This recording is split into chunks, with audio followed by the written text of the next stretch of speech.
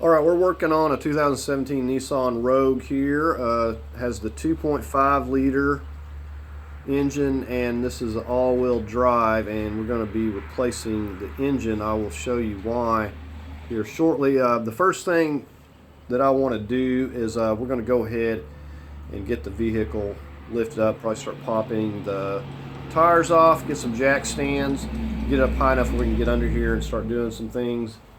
And we're going to get the rear tires chalked as well. Alright, we got it lifted up here. Let me show you my lift points.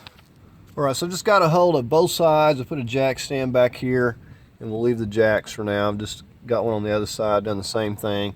We're going to go ahead and start popping the tires off.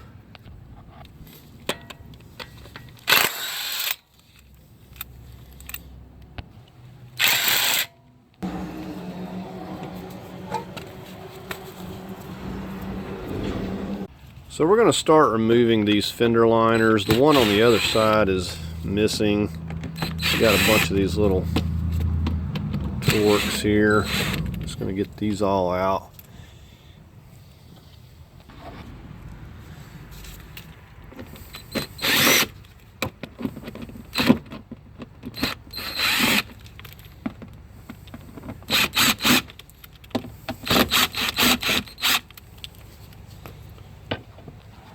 Okay, so we're going to have all these little push pins. We're going to get all these out. And these are, so there's a lot of them around here. They're going to be stubborn. So you want to be kind of meticulous with keeping up with these as well.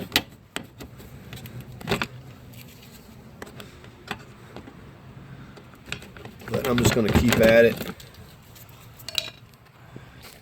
Okay, so I've got this piece loose. Alright, so I've took some more Torx loose that were under here, and I think I've got this portion maybe loose. So it looks like we're going to pop this piece off carefully. And there was a Torx screw under here.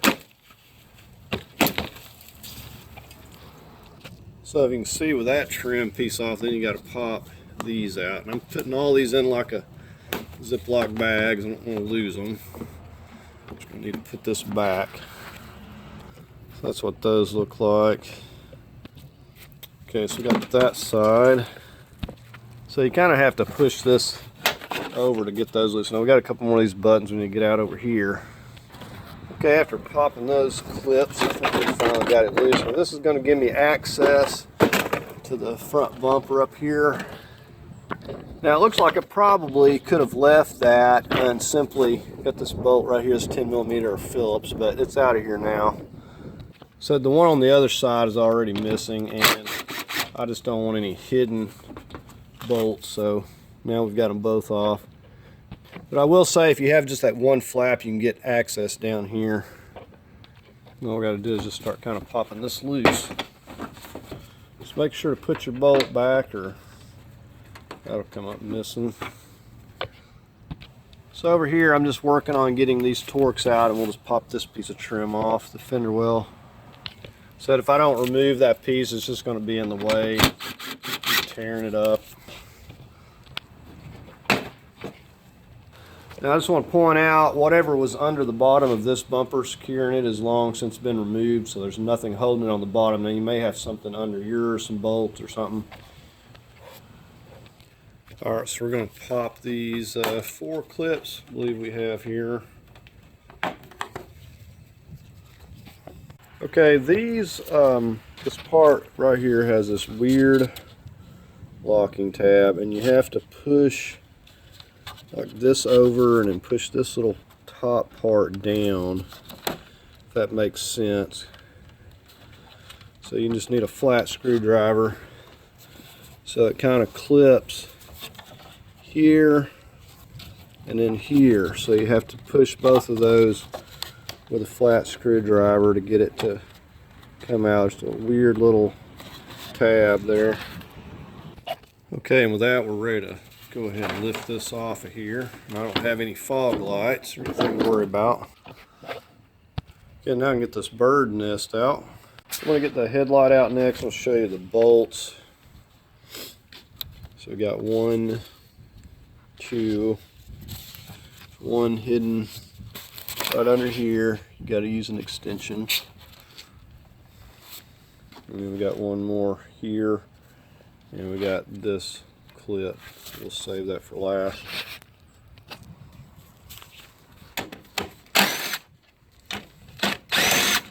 As you take these bolts out, get in the habit of putting them right back where they came from.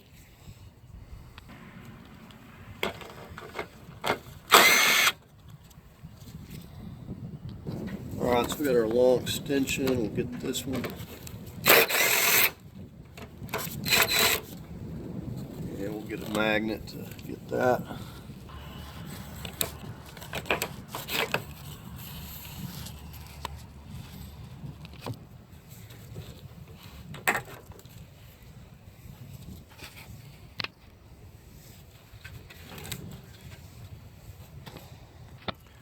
We're going to go in right here and push this little wire clip for this harness.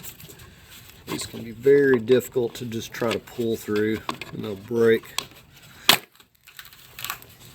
Alright, so you can see I just went in there and pushed those tabs. Right, now we can pull out here and get these wires.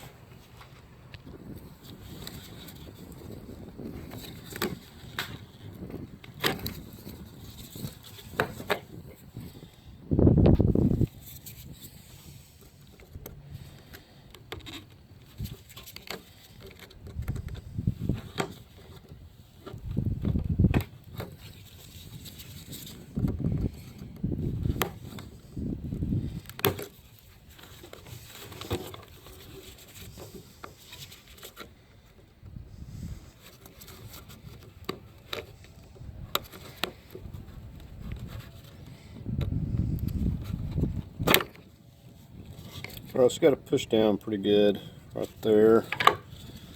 This one's the same way.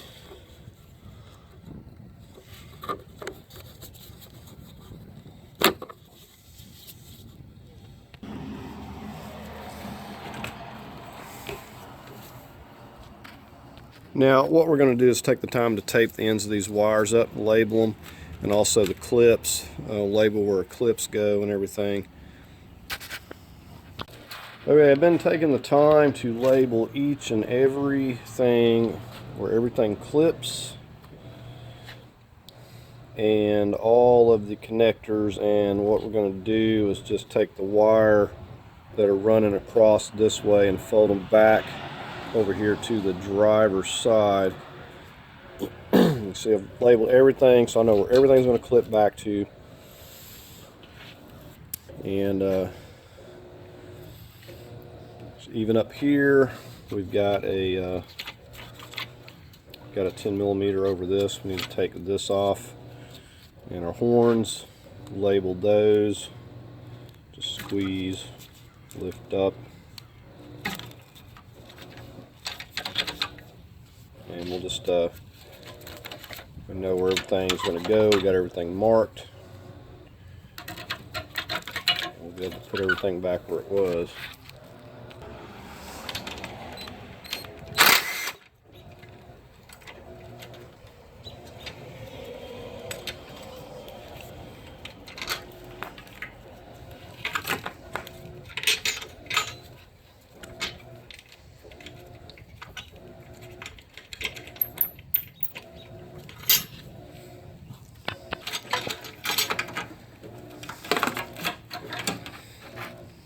So for all these clips, you're going to need to get on the back side and use a needle nose or just a screwdriver. Get on one side, pop one loose, and then the other. So it's clipped up here and it's clipped on the back. So I've freed both of these up. I'm coming over here. This is clipped down here. This clips down over here. So I already have this part loose.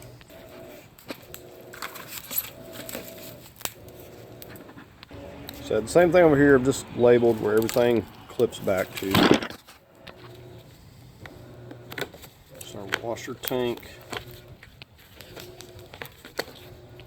Okay, coming on through here, see this wire clips back here, got that loose. Going over to our ABS here, we'll disconnect this.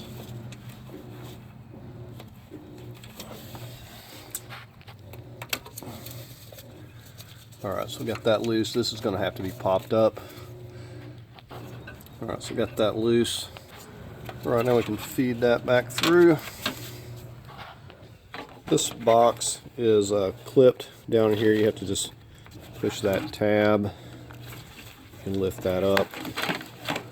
So feed this whole box with its connectors. Just leaving that for now unless it's in the way. Alright, so we have this freed up. Instead of taking that loose, I'm just going to take this whole bucket.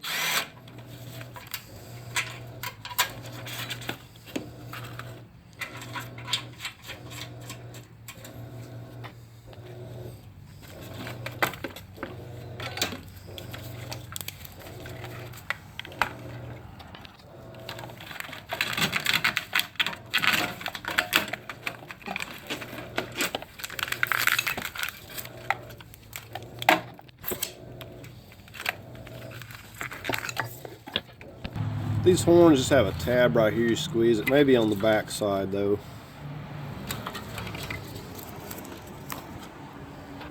Let's squeeze down right under here, get our ambient air sensor. It's right there. And get this out of here. Well, I've got those out of the way for now.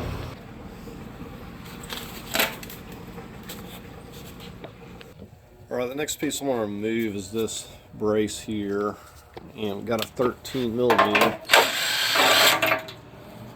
Take all these here out.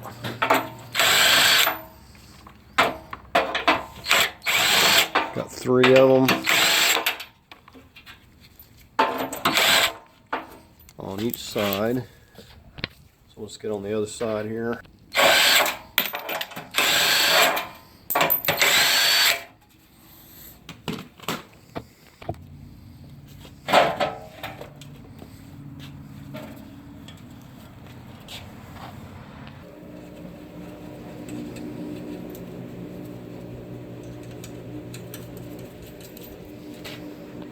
We're going to get this lower plastic piece down here that's below the shroud here. Alright, so we come down under here. There's a couple of these 10 millimeter nuts you're going to need to remove on each side.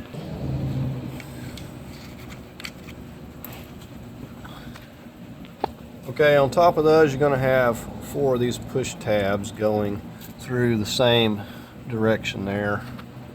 Not the same direction, but down here. Going across.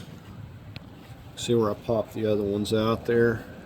So at this point we should be able to pull this off of here.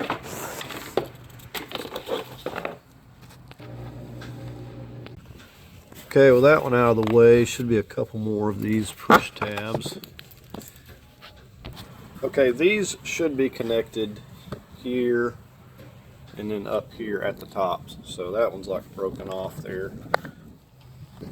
Alright, so let's see if this is going to come off.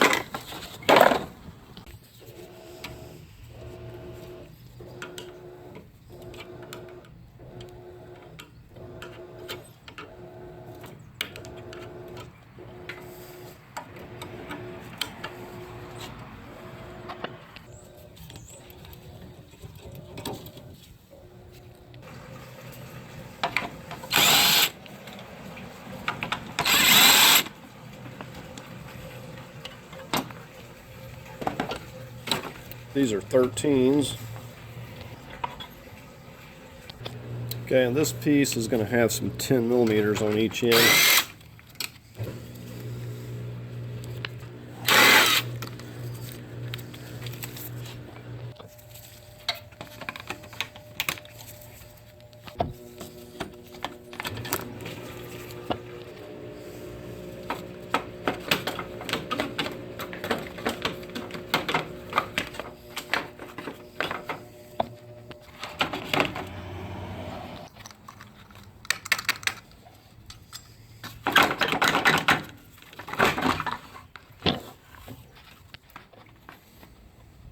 Alright, we're going to go ahead and drain some coolant. It's got a Phillips.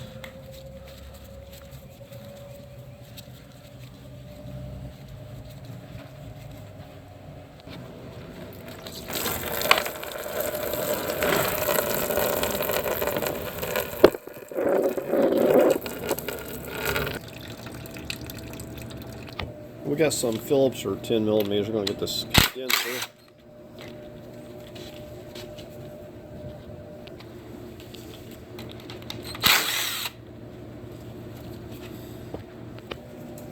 Or we're going to work on this piece up here.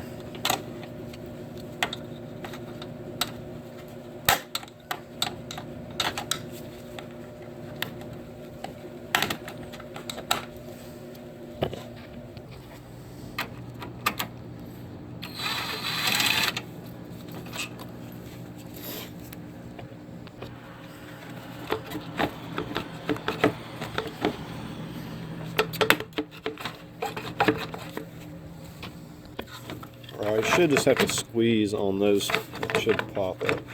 And in case I didn't mention, this battery has been disconnected.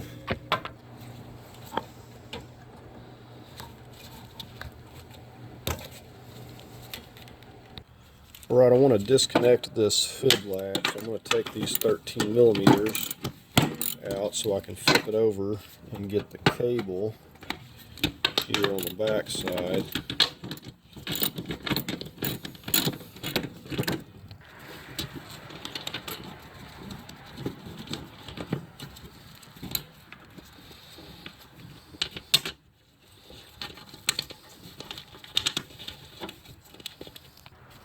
Okay, so first thing we need to pop this piece out of there.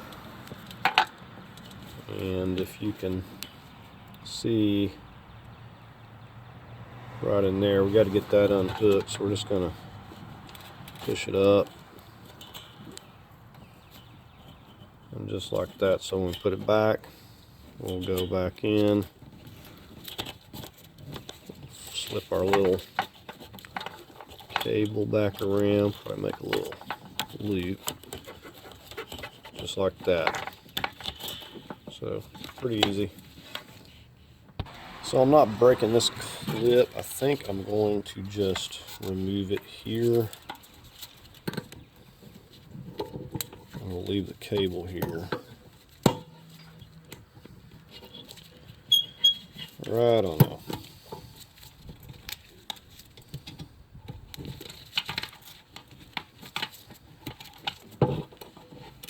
There we have that one. So I got this all out of the way. I've got another clip. Well, I do have to get this one right here without breaking it, hopefully.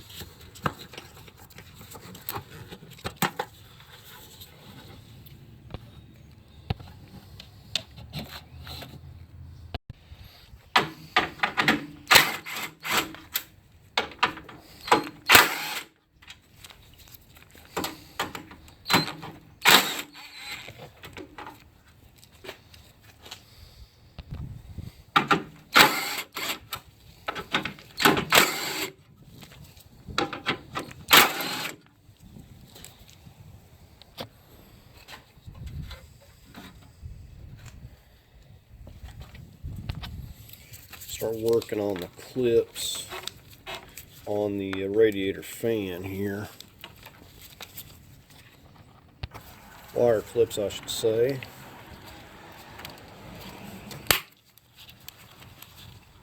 Oh, well, I just broke. So these clips just keep running along until we come right down here to the sensor on our condenser.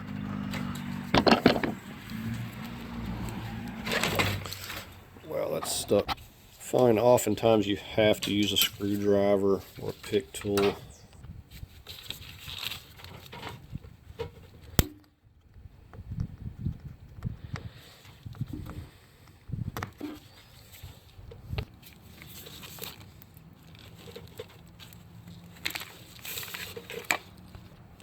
Got another one over here, and it's the same way.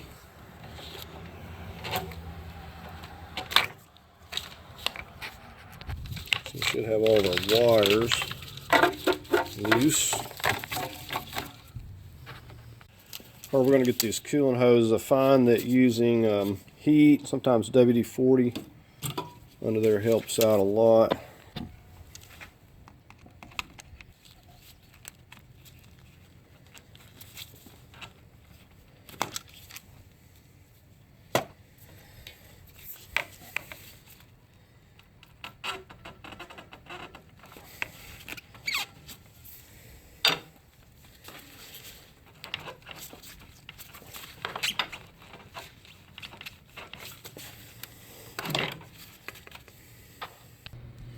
Right, for the other one, it's easier to disconnect it from the engine here. It's just too hard to get to it.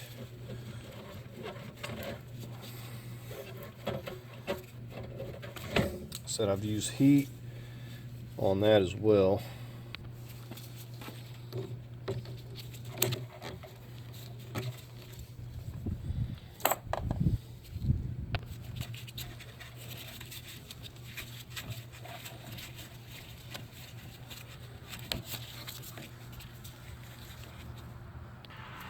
Right down here on these trans cooler lines, just push that clip back. These push off pretty easy.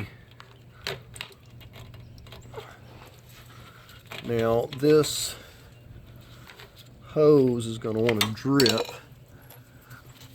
So what we're going to do is put this bolt in it. It's going to be tight enough, and we'll move that clamp up here in a minute just to make sure. Now this here is going to probably try to drip too, so what I'm going to do is just loop a hose from one end to the other there because I don't have anything else. Alright, so here's our other one. We'll just do the very same thing. Put that bolt in there and plug it off so it's not leaking everywhere.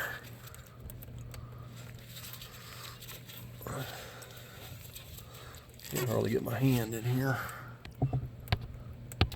I'll show you the hose I looped there in a minute, but you should have everything pretty well loose.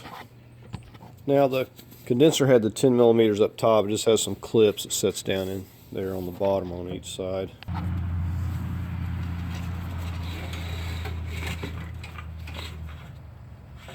Okay, we still got something hung up here. Okay, if you can see, these hoses for the transmission cooler got these little clipped in places here. Let me just show you here. These are going to have to come out before, so they both clip in there.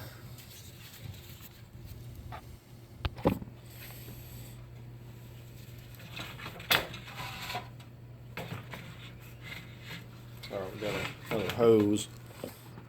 Now that was the hose that I looped onto the transmission cooler portion. Let me show. So just to keep the CVT fluid from dripping out non-stop, I just looped a I think it's a 3/8 5/16 hose there. Alright, so now we can start to kind of see something here besides for the condenser being in the way.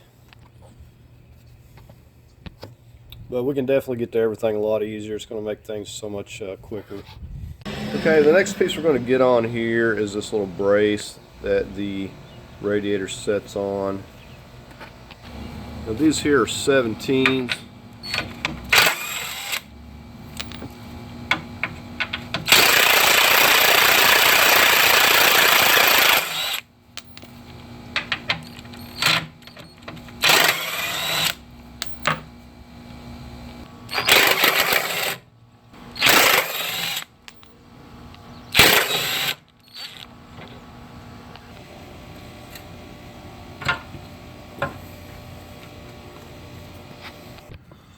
Alright, we're over here on the driver's side. We'll go ahead and get our CVT fluid drain. This is a 19.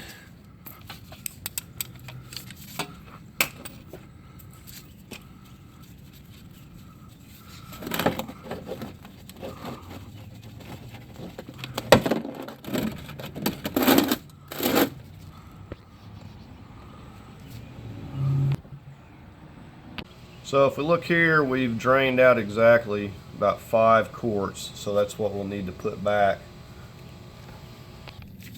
Alright, now we're going to move on to draining the oil, and the reason you'll see here while we're replacing this engine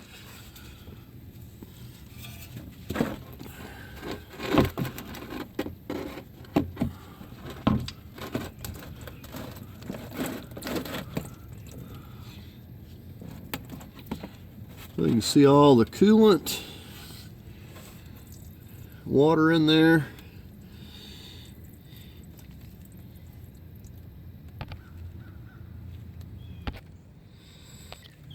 And while we're waiting on that, let me show you this.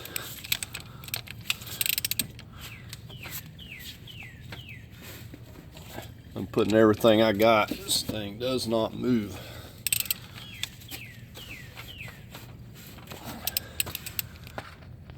All right, now while we're allowing that oil to drain, we're going to go ahead and get on these CV axles, knuckles here. 32 millimeter.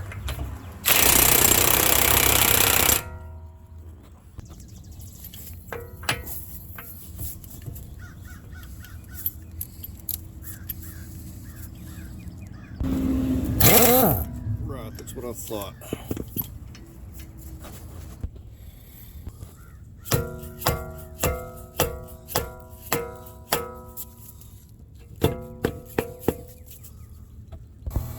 Alright, so we're going to get on the caliper here at a 19 millimeter. We got our one on the bottom here.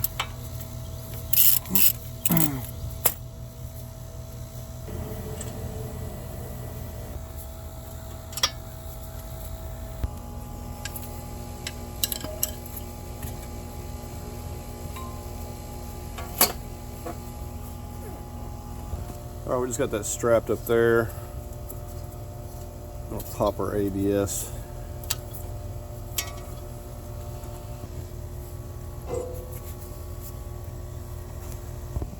We're going to get on the pinch bolt. Got the 18 millimeter head of the bolt. We're going to hold it.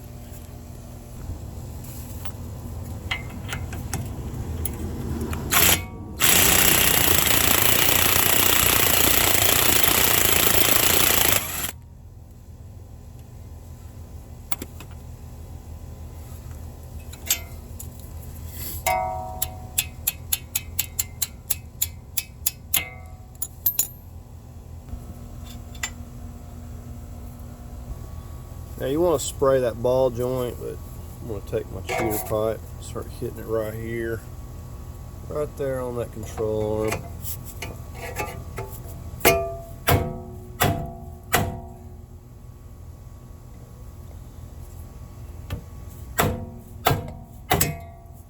Alright, we got it loose.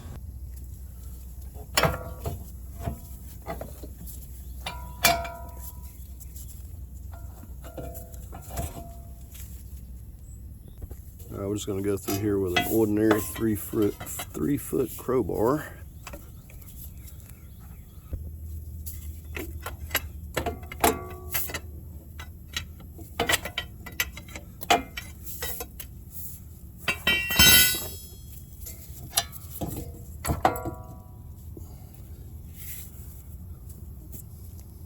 Alright, this side's pretty much the same, except we got to remove a couple 13 millimeters and I need an extension. So we're going to be going right in through here.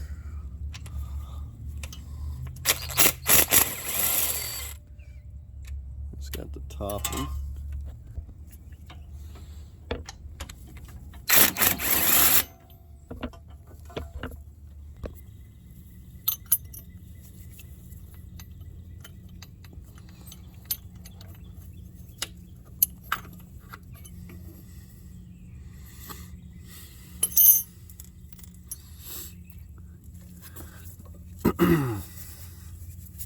And this may not come out easily. You may have to pry it out. You may even have to remove the whole bracket, depending on how bad it's seized.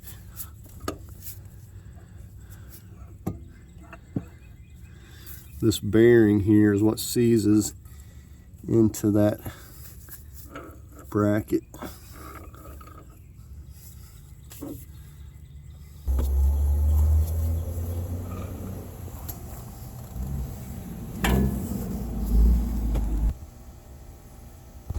Alright, we need to get our stabilizer link loose here. That's an 18 millimeter.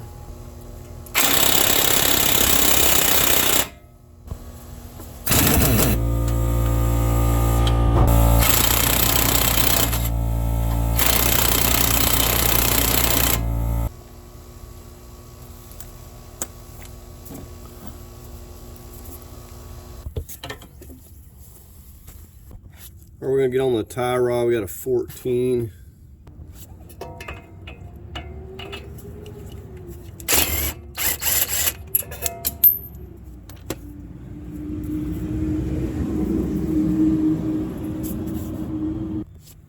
Okay, basically I put a different nut on here so I'm not damaging the original, but you want to take and run it down a little ways.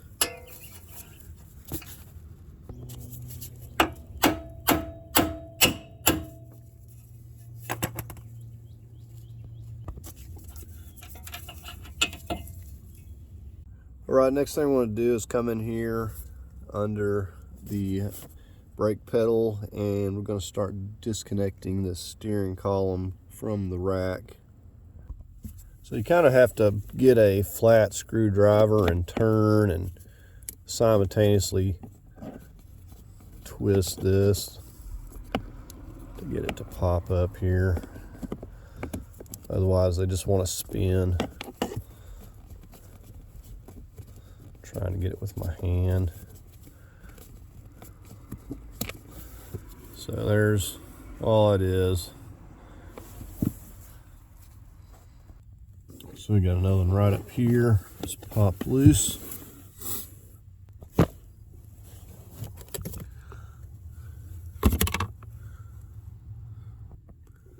All right, so we've got a 16mm bolt here.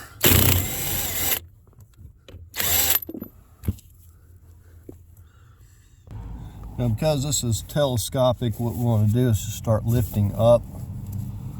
Now, you want to pay particular attention to where this goes. I think what I'm going to do is put a paint mark right here on this groove, because you don't want to get your alignment off. All right, so we got some paint mark there.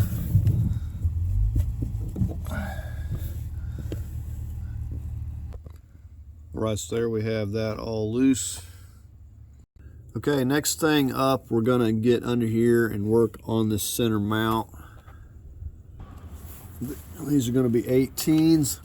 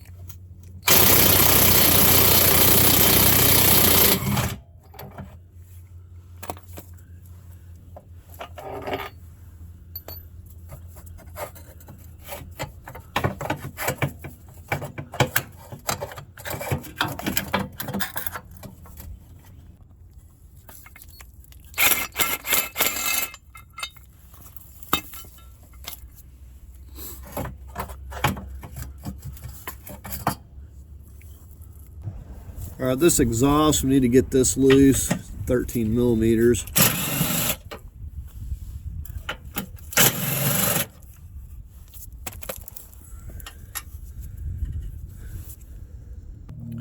Okay, next up what I've done is I have supported the subframe on both sides with my jacks, just right about at the control arm there.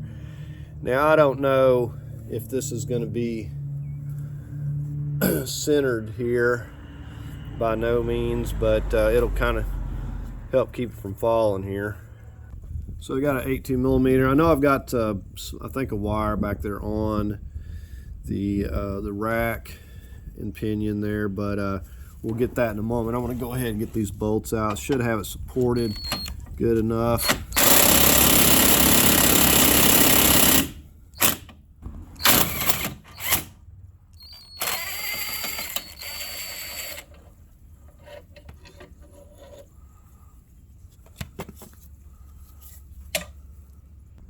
Alright, we're back here on this back one here.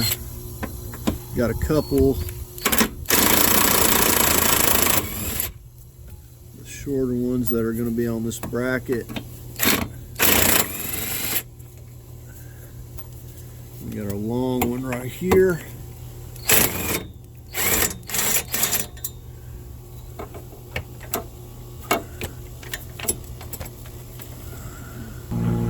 Alright, so let's get on the other side.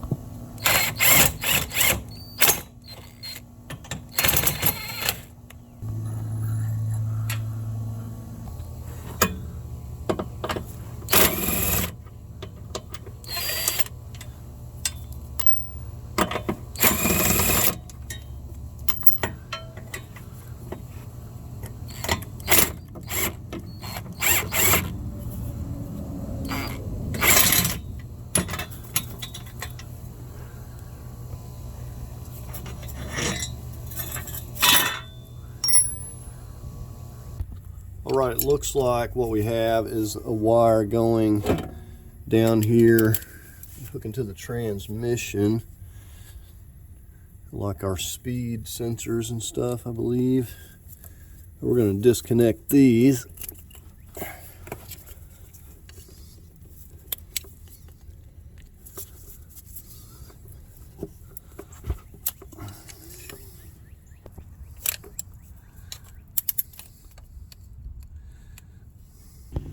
Or I think this is the wrong thing. I just can't see in here. Okay, I'm working on that wire right there on the rack. It's on this bracket, and it's got a couple of places it's clipped to.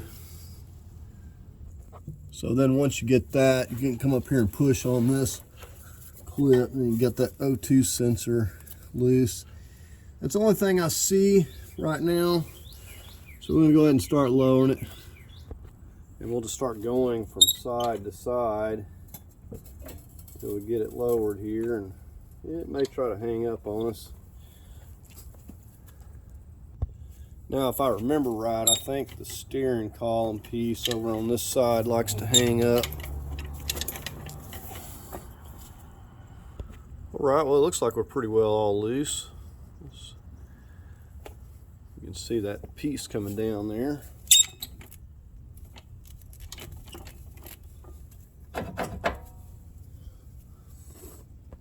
I think it's actually the exhaust hanger there that's wanting to try to hang up. I've got this side pretty well lowered here.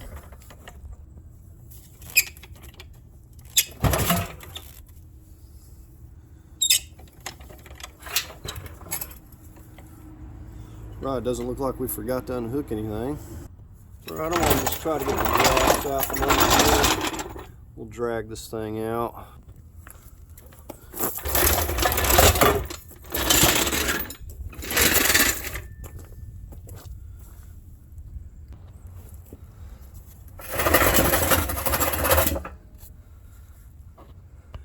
All right, we got that out of the way. We might get on the exhaust next.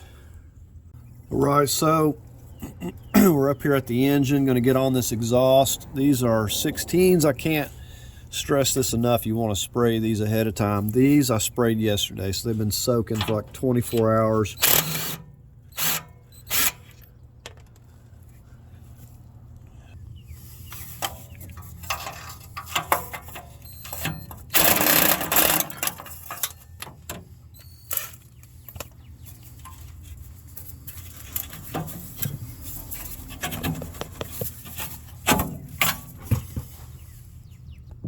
All right, we'll get the ones in the front.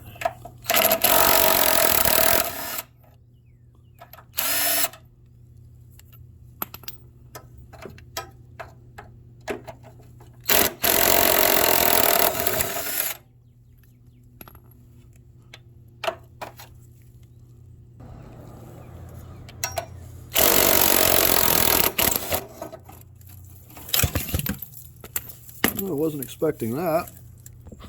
I think that's the first time I've ever had that happen, but you can see that thing is plumb full of water in the engine. All right, so I took out that other piece, still had water in it. I may wind up taking out the rest of this just so I can make sure there's not any more water back in there, but you don't have to take out this other piece. All right, we're going to get on these 14s right here. They're easy enough to get to. They're not very tight.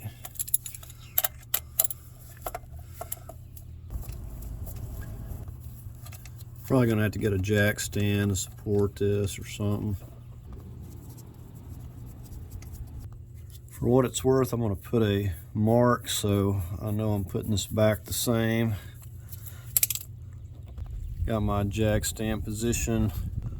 I'll see how difficult this is going to be.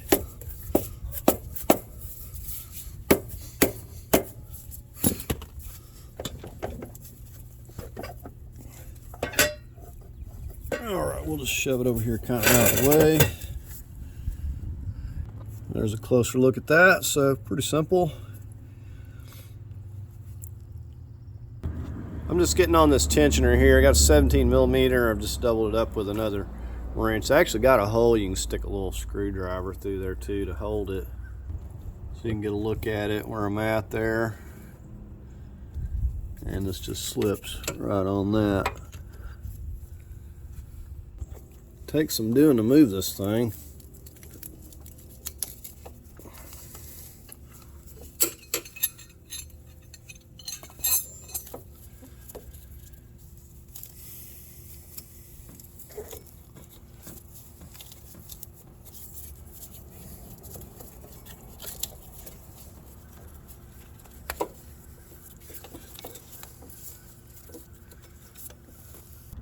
That belt surprisingly looked all right. So I need to get this air compressor loose. I'm just working on these clips. All right, so there we have that. Easy enough.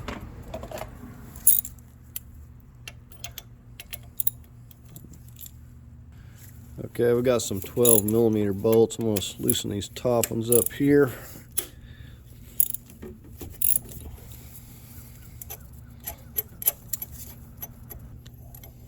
Here's our first one.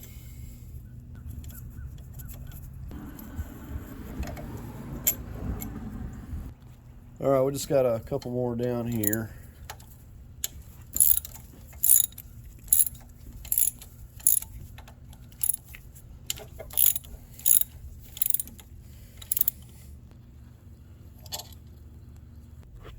Right, I'm going to attempt to just set this on my bucket.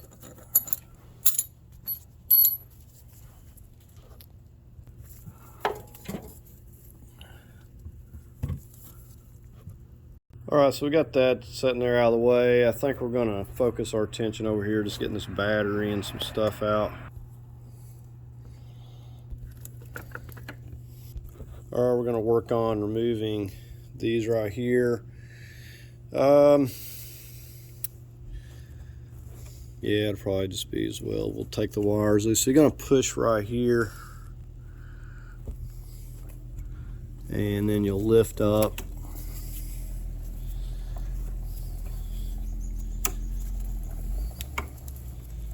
And we're just going to do that on each one of them. And we want to tape these up and label them. Now you got another similar connector right back here. You're going to do the same thing.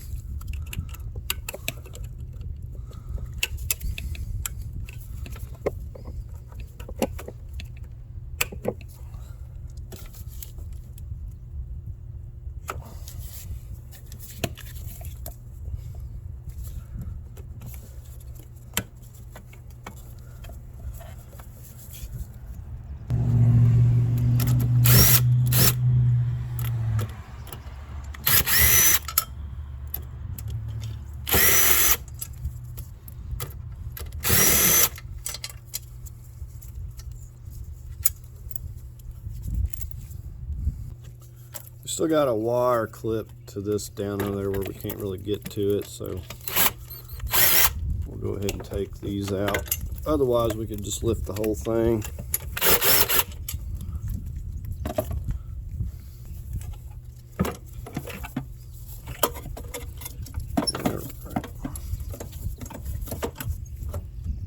Alright, we had one more clip right there. Gotta pull that up. There's always going to be that one clip.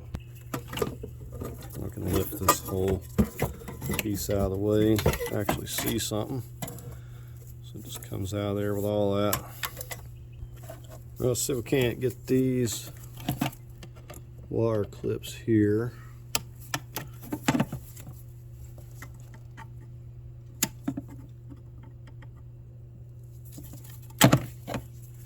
There, we got that out of the way.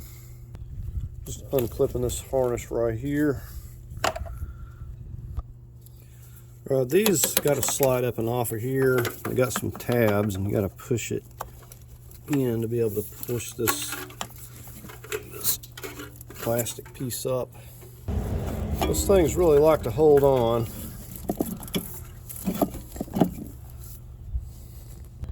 We got a couple of 13s.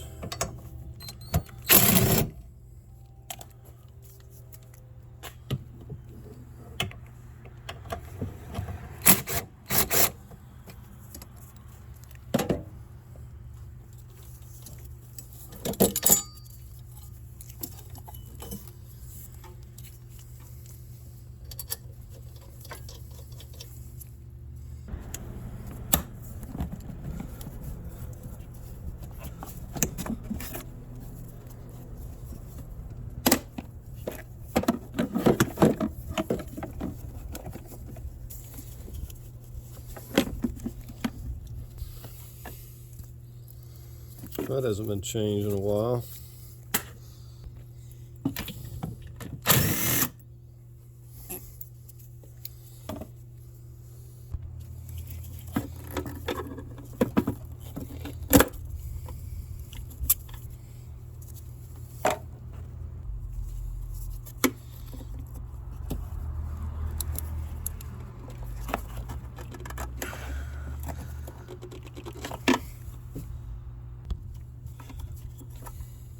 I had to use a pick tool.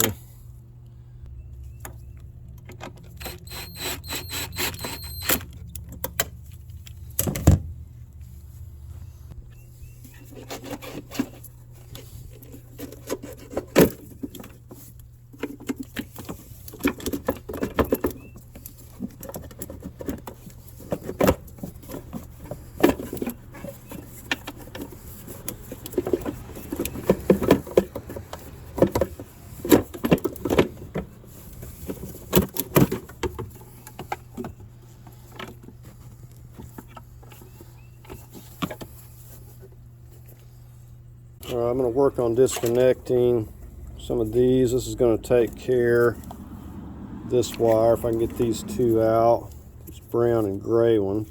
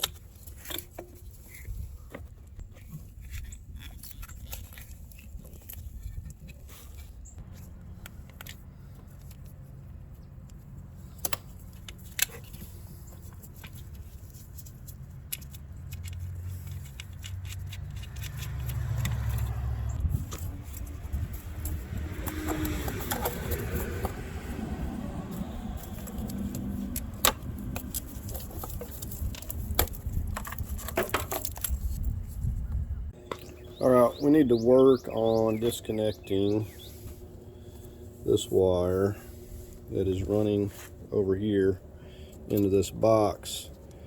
We also have this wire clipped here. Let's disconnect that. Separate that out. So we have that one.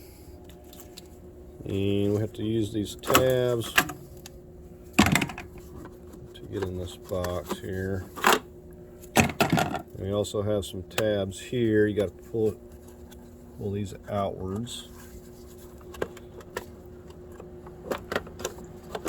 And pull this up, rotate it like so. And there's only a certain connector that we need to get. We have to look and see which ones are running from this up into here and trace these connectors down. So I know this white one I'm going to push right here.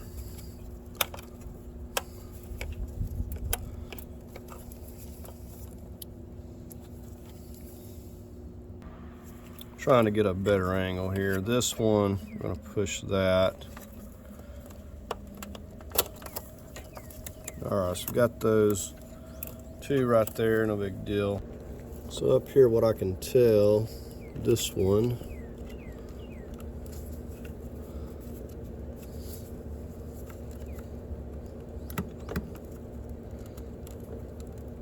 well, these do not want to come out. There we go. So we got that one. We got this one right here.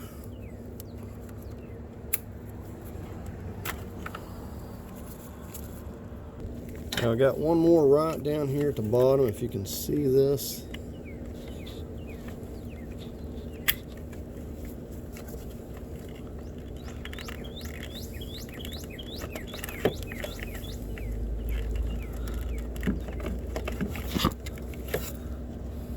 Alright, finally got it turned loose. Let's get back here and look at it. See if we've got everything.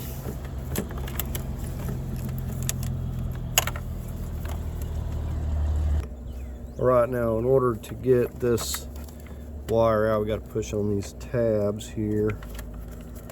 I'll lift this little piece right up and out of there.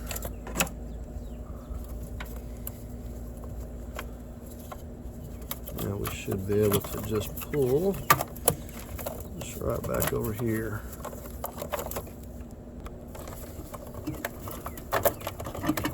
Of course, we'll tape these ends up.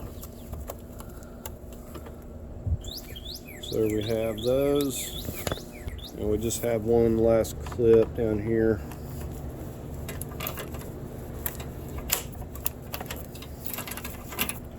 So now we have this freed up.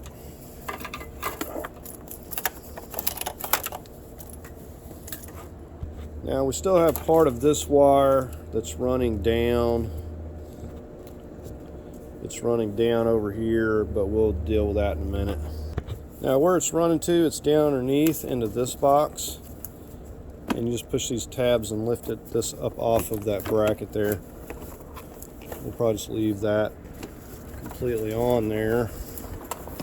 If we can get it. Got one more wire. Alright, that box has got a couple of grounds right here, 10 millimeters.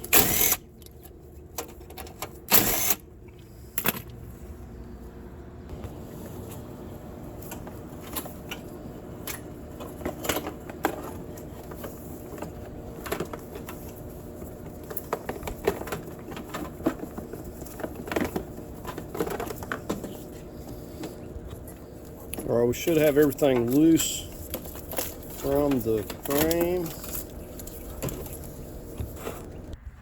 We're going to get on our shifter cable here, 13.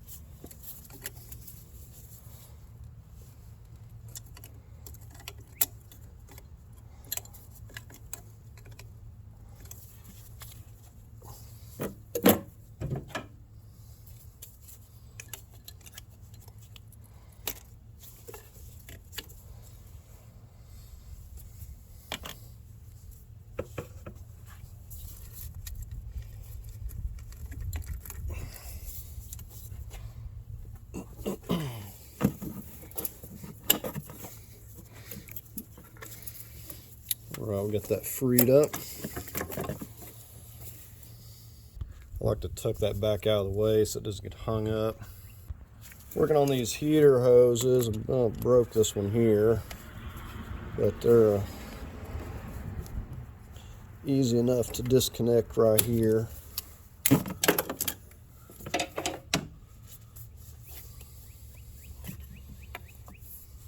the back one. Okay, right under here we got our fuel line. I'm going to pull up on this red lock, and if you have pressure on it, put a rag over this. We're going to kind of pop it up out of that, pull it back. Well, to give it a good tug. Keeps wanting to pop down in there. Alright, so there we have that. Probably want to tape that up too. Okay, we're over here on the passenger side. I know we got a vacuum hose right here, so we're going to get at this.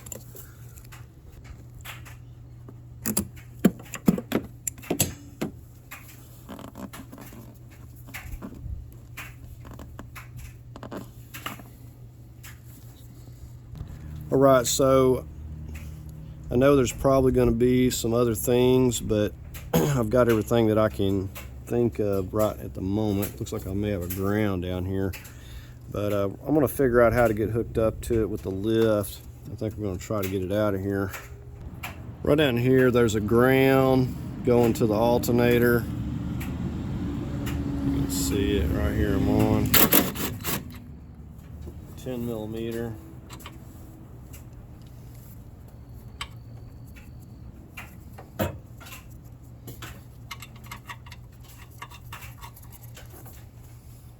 Okay, so I don't think I'm going to use the lift after all. I'm just going to use my mover's dolly. Now, I did put some heavier duty wheels on this thing. Just makes it easier to roll, but the regular cheap Harbor Freight ones work. So I'm going to take the jack stands and get this mover's dolly positioned under here. And we'll remove the jack stand and start lowering it. Alright, I just got it positioned about there. Should be fine.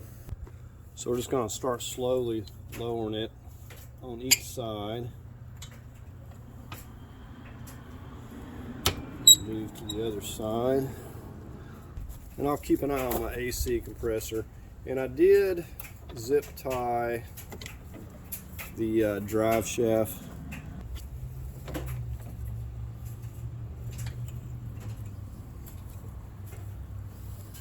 Now I may have to use some more blocks. It really just depends on if the knuckle over here is going to hit.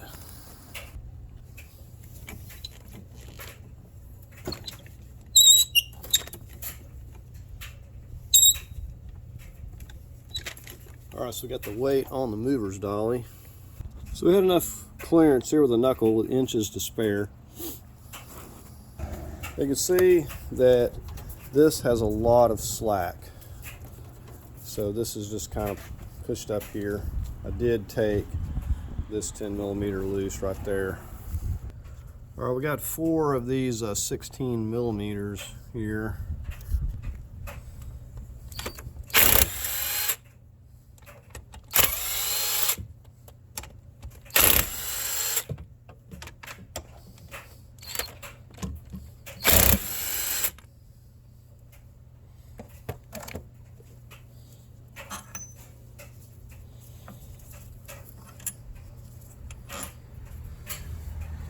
And that's just a special bolt that centers it up.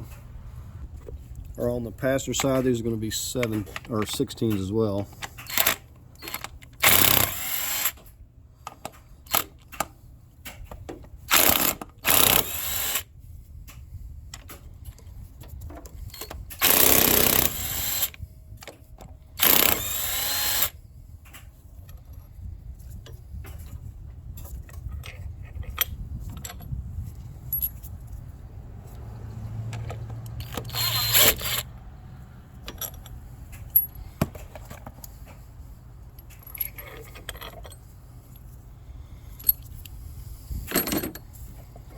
Alright, so we're all loose.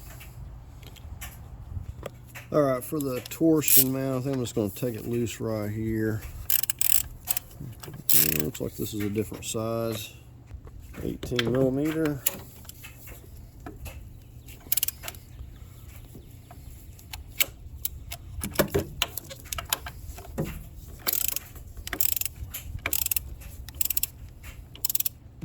My thinking is that this was lined up properly before, so if I leave this in place, it'll be back where it's supposed to be.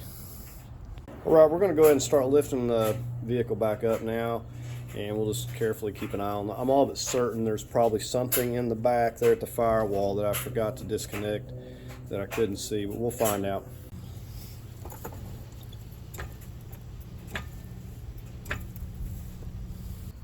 Alright, right here I just noticed this vacuum hose clipped up here on the intake, and it's too difficult to get down there. I'm just going to disconnect this right here.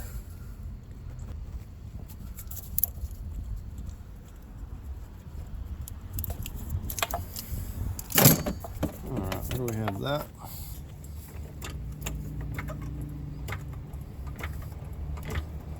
So if you move just a little bit at a time, you won't have any problems.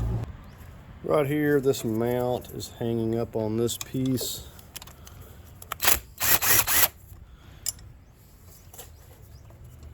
Probably just having it loose is enough to do it.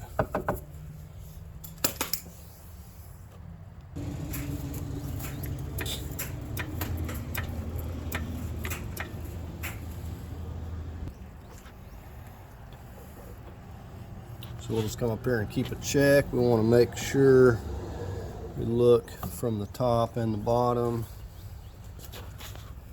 And we'll come look under here, make sure nothing's hung.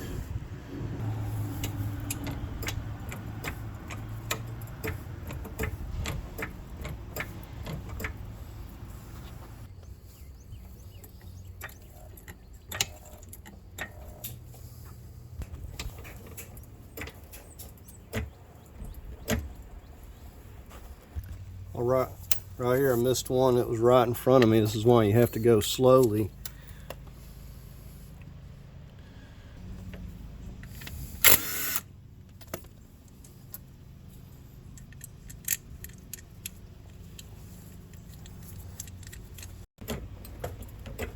All right, we're about where we need to be. So we pretty much have all kinds of room. We're just going to kind of slide it that way and just start rolling this out here. Try to get it moved over here.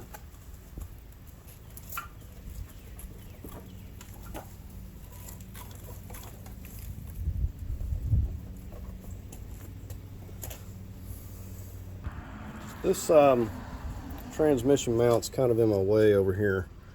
So I think we're going to have to get it out of the way before we can swing this around. There's a lot of bolts on it. Okay, on second thought, I just raised it up. I think I'm going to try this before I do that. Yeah, that's rotating right under there. I think this is going to work fine.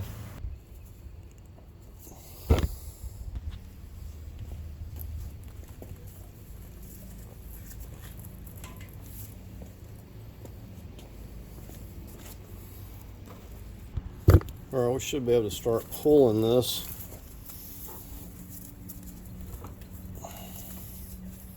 This actually rolls pretty good. I'm just moving slowly. A lot easier to do that than fix things.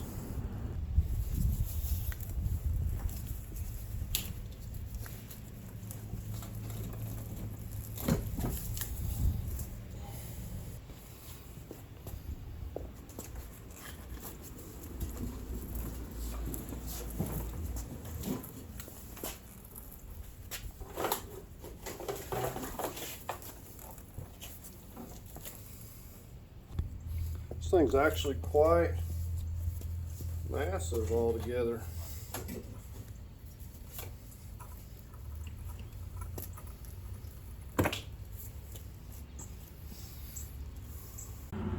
And there we have it.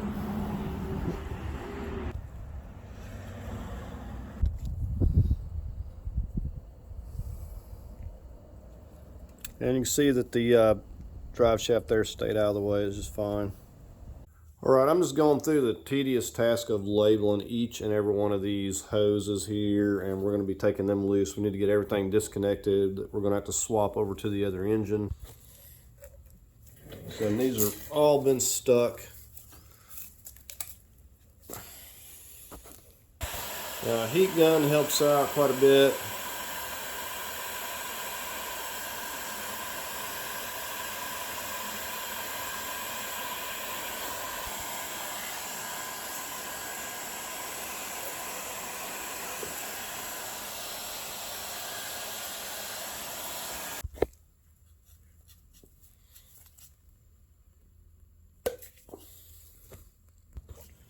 Working on this hose right here. It's got a bracket. I got a 10mm right here. We're gonna just, no, actually could probably just leave it there, just loose. So we're not losing it, but it does need to come loose there so we can get that hose out of there because it's up there like that. So I think I've got this one over here loose.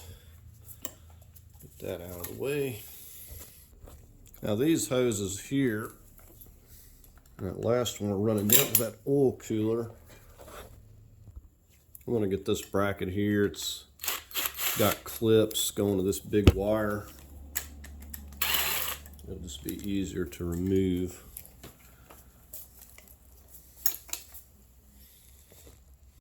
All right, I'm working on unclipping these wires here.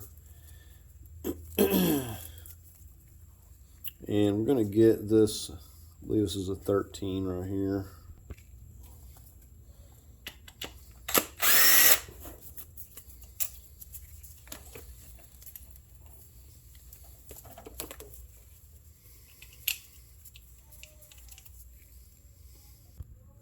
All right, this little transmission connector, you need a little pick tool. You're going to push that over, and then you're able to twist it. And same way when you go to lock it back, you have to. All right, so there we have that. Right, this starter's got a 12.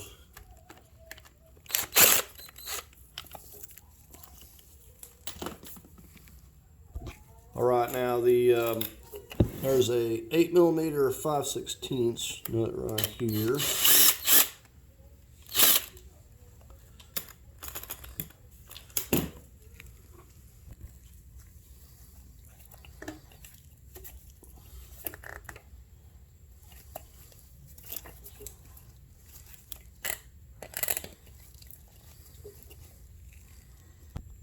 All right, we just got a couple of 16s.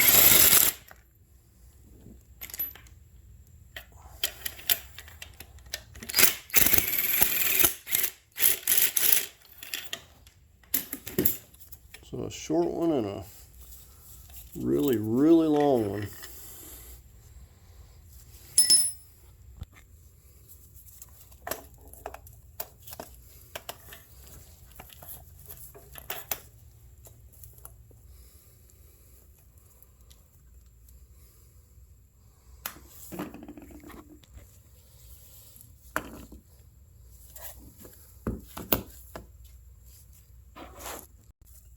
Now we can get that connector. We're going to work over on this other side for a minute. I want to just get this oil cooler out of the way.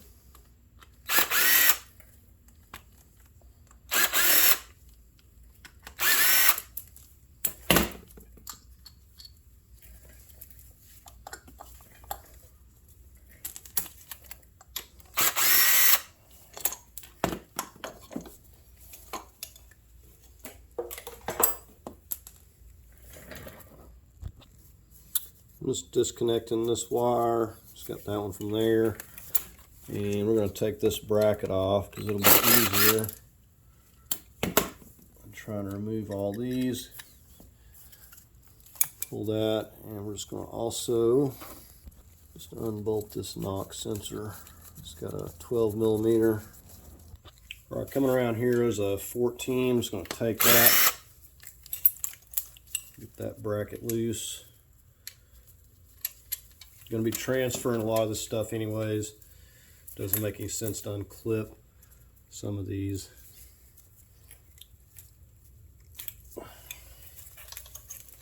All right, so we got a lot of this freed up. So I just started over here on the transmission.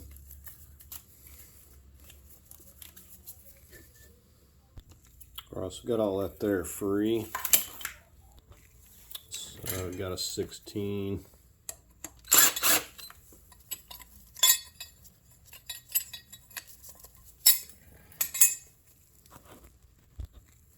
So I'm going to work on getting this bracket here for the CV and the all-wheel drive support. And we got these 16. I'm just going to go ahead and get all of these loose.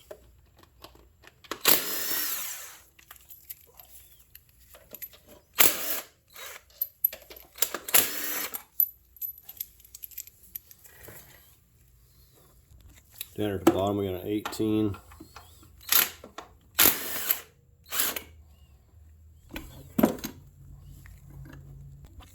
All right, we got these 13s running around the all-wheel drive piece here. I'm going to start zipping these out. So I'm going to have to pull the torque converter out because it's locked up. I've already got another seal, everything already planned on that.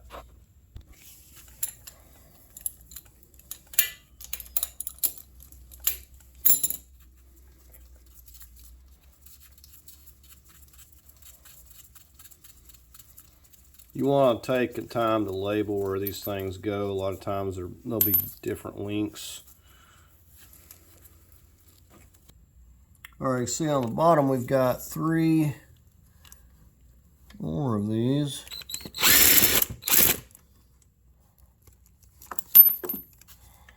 I'm going to get my towel over here.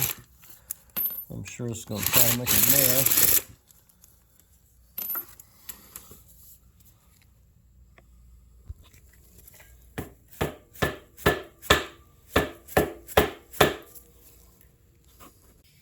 So it's got some alignment pegs there, and you gotta just tap on the bottom, tap it from the top, just work it out of there.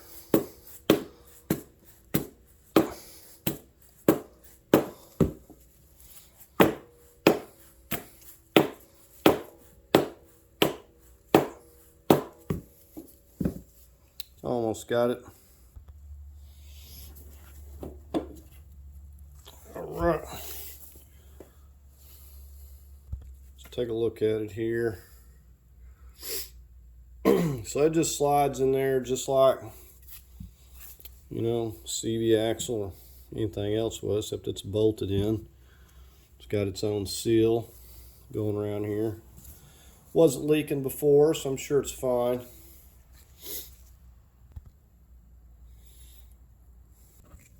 Alright, we're going to just go around getting all the bolts out of the transmission. This thing's not going anywhere. Remember, this thing's locked up and we can't separate it the normal way, so we're going to have to pull that torque converter out. And we'll just number these where they come from. Just put them back in the same place. I'm just getting the lowermost 2 here at the moment.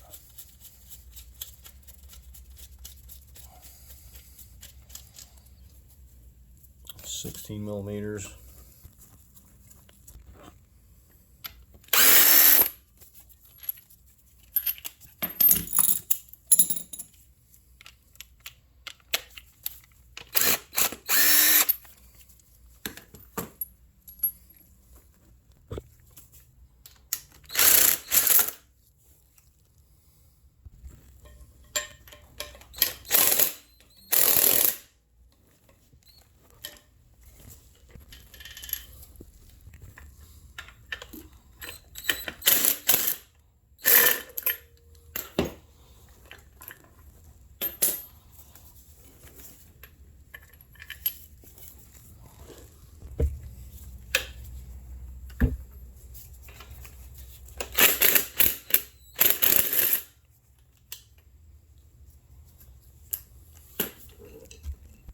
Well, the last one is down here in behind the exhaust manifold here, so I'm going to have to get this exhaust manifold out of the way, or I'm going to have a hard time getting to that.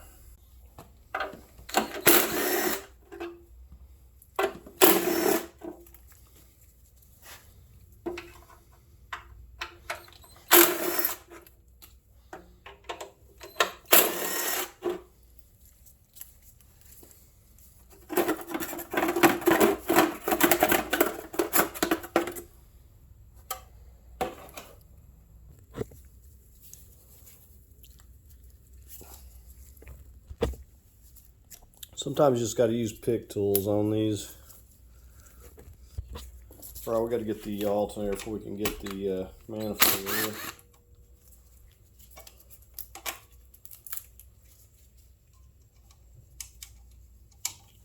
in.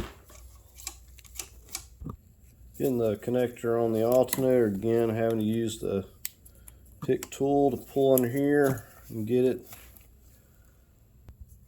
Just got a couple of 13 millimeters.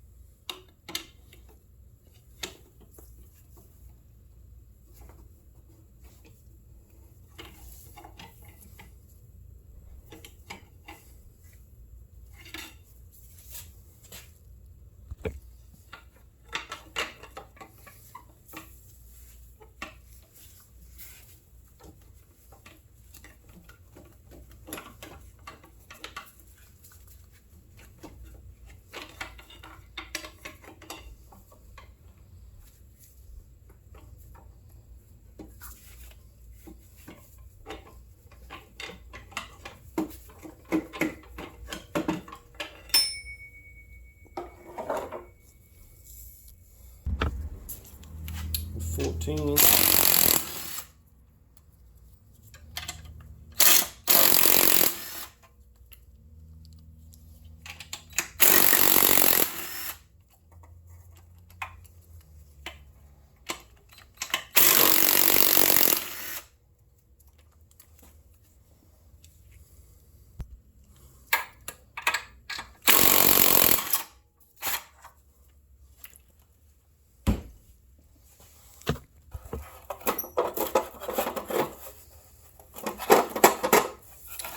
All right, looks like I have to move the oil dipstick here.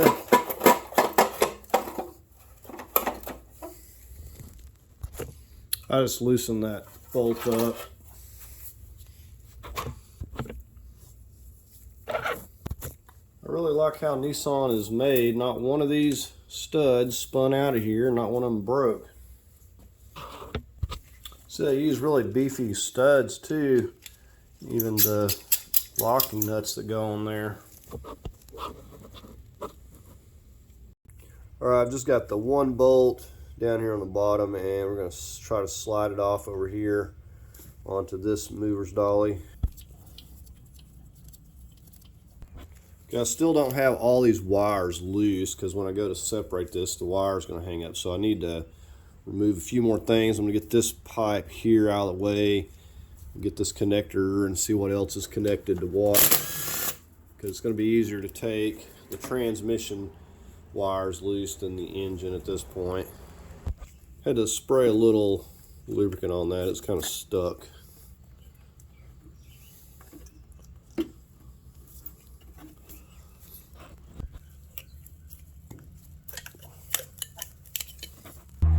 Alright, I think we've got everything loose here. We're going to start tapping this and see if we can separate it and hopefully slide it over here. I'm going to put some cardboard down here and maybe try to see about catching some of the CVT fluid. So I got me some cardboard. I got a little shallow drain pan positioned about where I think it's going to start pouring out, and I got a towel over here for backup. And we're going to start tapping this, see if we can't get it to separate. All right, you can see we got it moving here. Did put some 2x4s under the engine. I don't know how top heavy it's going to be, just to kind of keep it from moving when I get this loose. But I'm just going from side to side and tapping it. We got it moving. It's wanting to seize up on these pegs a little bit, but it's almost loose here, so I'm going to have to get a hand. I'm just going from side to side. So these alignment pegs will seize up and you'll think that you've got a bolt. Alright,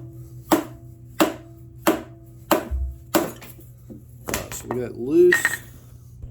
Alright, let's try to wiggle this back. We've got all of our wires loose here.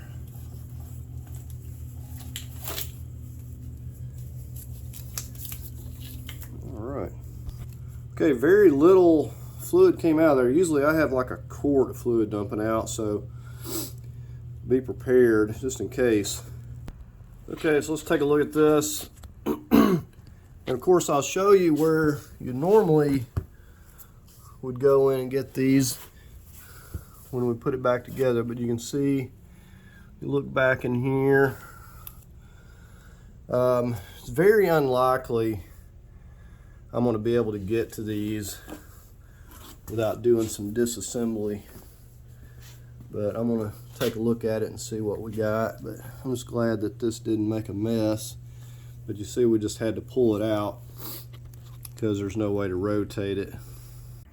Okay, so we did tear our other engine down and we got the torque converter off. We'll be doing a video putting that torque converter seal in there, but you see we got the torque converter. This is the replacement engine.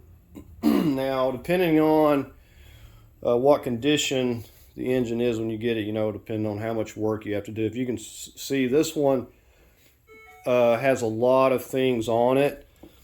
You know, like we've got the thermostat and everything. Everything's intact. The hoses, this is intact. Looks good. We've even got the throttle housing. The intake looks good. It even came with the coil packs.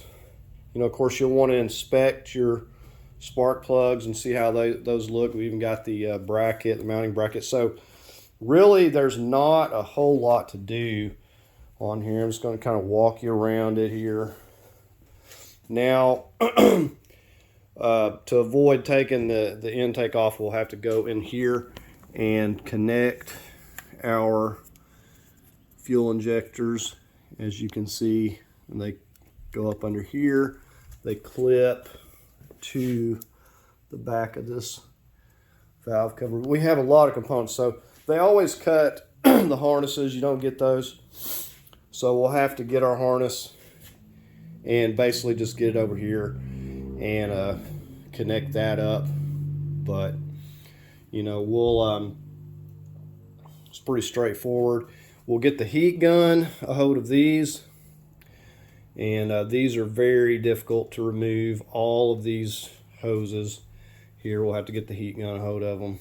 And so we'll also didn't come with the oil cooler, so we'll have to use the one we got. We got some new oil cooler seals, so I'll show you that.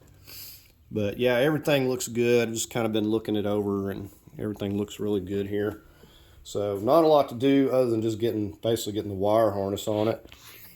And the other thing I was going to show you, in case you the lift point, I did have to lift this to get it onto the mover's dolly. So I just used a bolt going into one of these spots up here, back here on the back of the cylinder head, and then I just utilized this spot up here. This is where the horizontal mount, torsion mount goes through, and just put a bolt through that. So got the chain just running from there to there, and that was a good way of lifting it up. All right, we're going to get this oil cooler on here. This is the seals we're going to be using.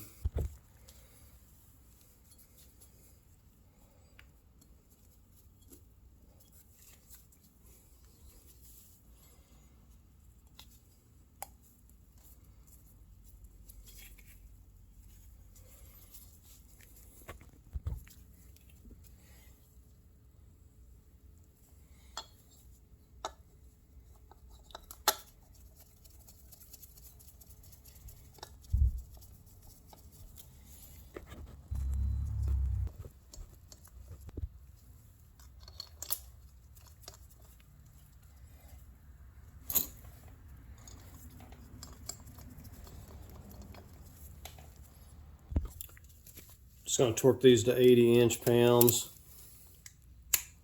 and that's inch-pounds.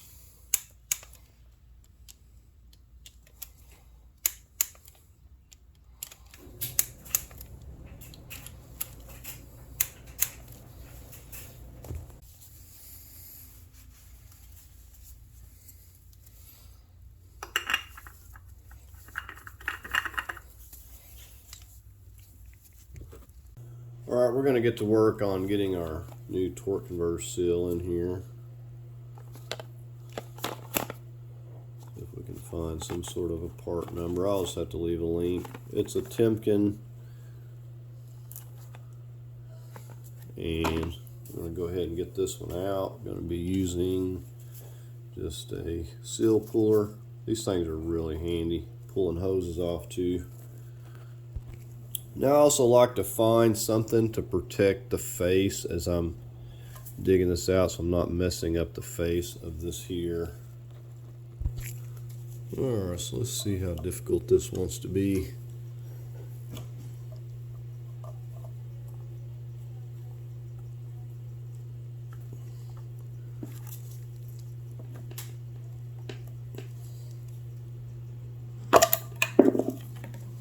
Alright. There we have it. Said this wasn't leaking, but you can almost guarantee when you put it back together it will leak. So never assume. And we're going to see how this is pretty tight. Now I'm going to see if I've got a piece of pipe here that'll fit this. If not, I want to get like a wooden 2x4 block, something, and tap it in here. Oh, another thing, I'm going to put a little bit of this. You can use the CVT fluid on your seal or whatever. I'm going to use a little bit of this on the inside. I've used assembly lube. Just the main thing is make sure this is not dry, because it will just destroy it immediately. So we're just going to coat this really good on the inside all around that. Now I've just got a piece of this 2-inch male adapter, goes on 2-inch pipe, and we're just going to tap this. You want to try to get it going straight. That's the most difficult part of it.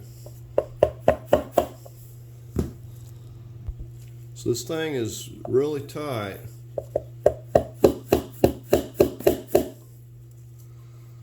So just knock it down flush. So I've even used like 2x4s like this. As long as you got it going straight, you can just tap it, you know, all around the edges, and it'll get it down flush. And the thing about this is just slightly bigger than this, and then this is going to hit on the edge so it doesn't push it too far. We're ready to carefully set the torque converter.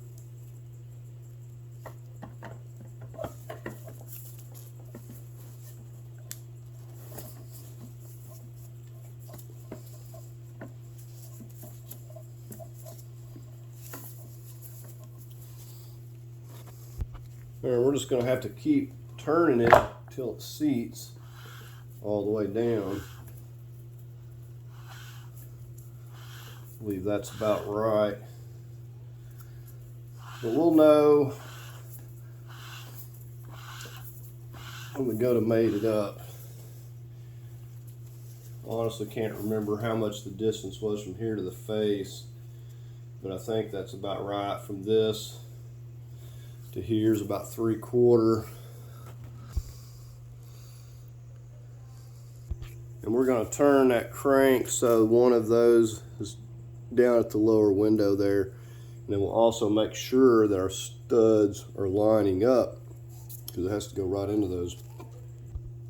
Now we're going to take the time here to make sure that this face is clean. We're going to put some grease on these alignment pegs here and here, but you want to make sure there's no burrs. Wipe it down. Now we're also going to check these threaded holes up here. So anywhere you got a threaded hole on your replacement engine, you want to check, make sure your bolts are going in every single one of them, so you can fix it now versus having to put it together and realize you got a problem. And also, I said, just check around all the face, clean up your pegs, and grease those. All right, we're getting ready to mate them up here. I've got the crank turned here a little bit. So we've got one of those holes down there at about 6 o'clock and where the window is, and the same goes for the torque converter here. So if we need to adjust it a little bit when we push them up here, we'll do so. So I'm just going to try to just handle this thing and push it over here in place.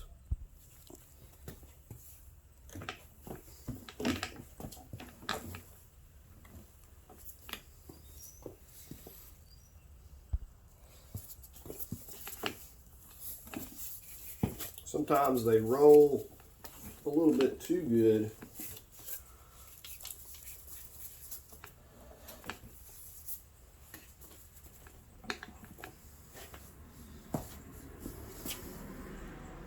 All right, I had to get the lift. I wasn't going to fight with this thing, and it wasn't wanting to line up just right. The engine was slightly lower, so I had to raise the engine up, and then I put it on the lift and kind of got it in here. And it's kind of looped that right there, but you can see, got it here. It's not exactly straight, got a little bit more of a gap at the top, but we've got the alignment dowel right there. And show you the other side.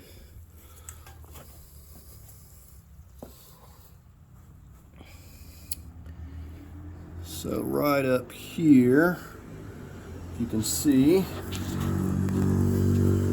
got that one going in right up here at this top.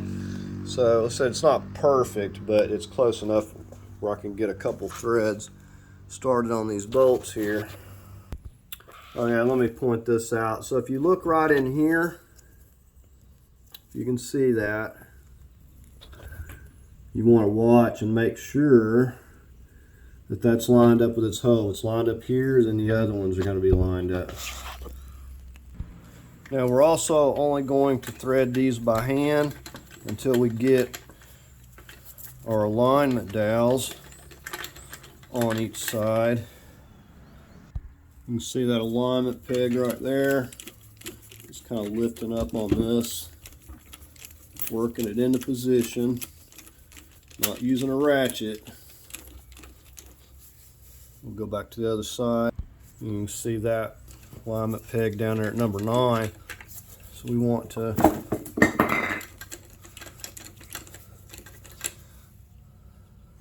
we're going to be putting medium Loctite on all these.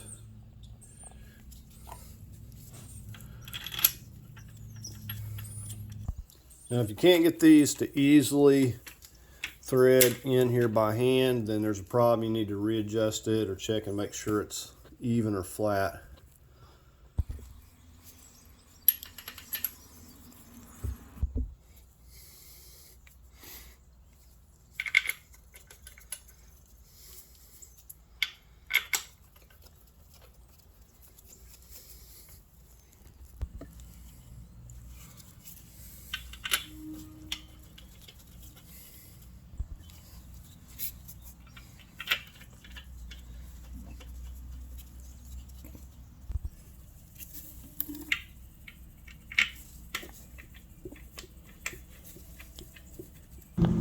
Well, the last one. All right, I'm going through torquing these, going 35 on these smaller 16s. So I'm just going to go all around, get these 16s.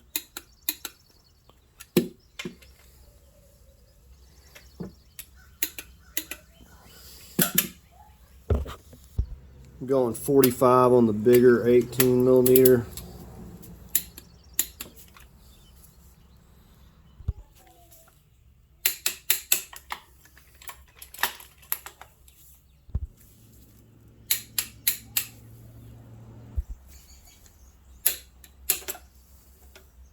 We'll worry about the torque converter nuts once we get it in the vehicle. It'll be easier to get to those.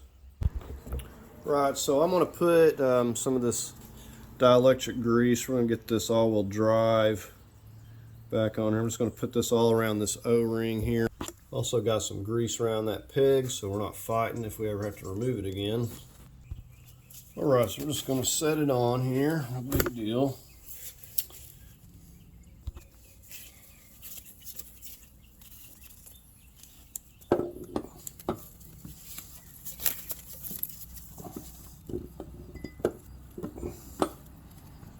Got to get it lined up just right.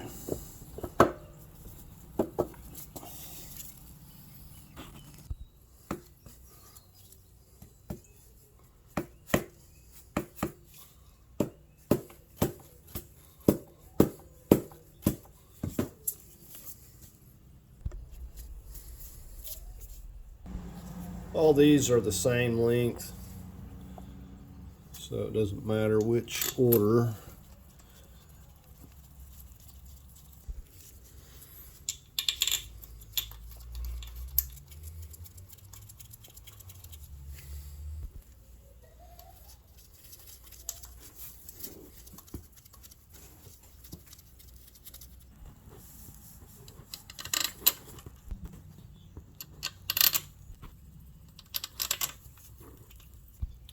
Alright, so I'm going to torque these to 35, 13 millimeters.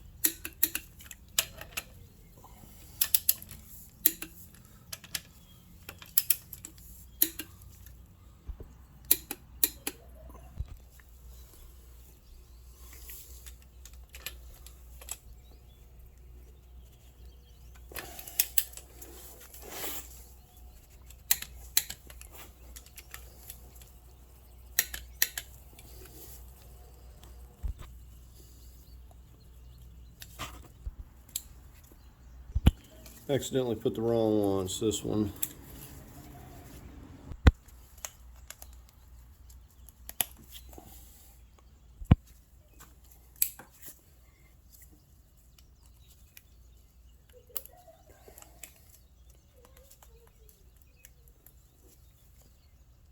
There, we got those back.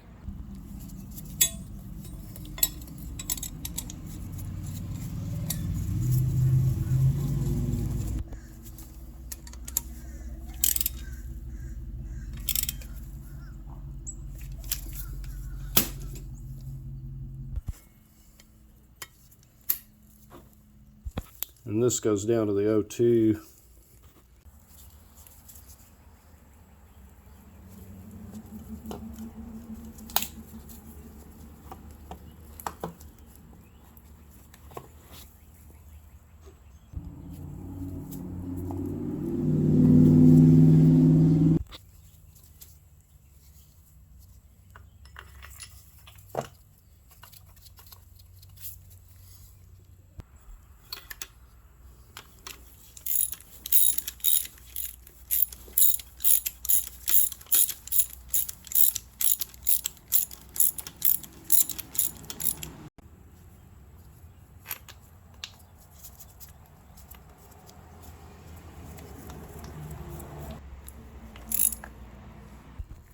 Torquing these to 35 foot-pounds.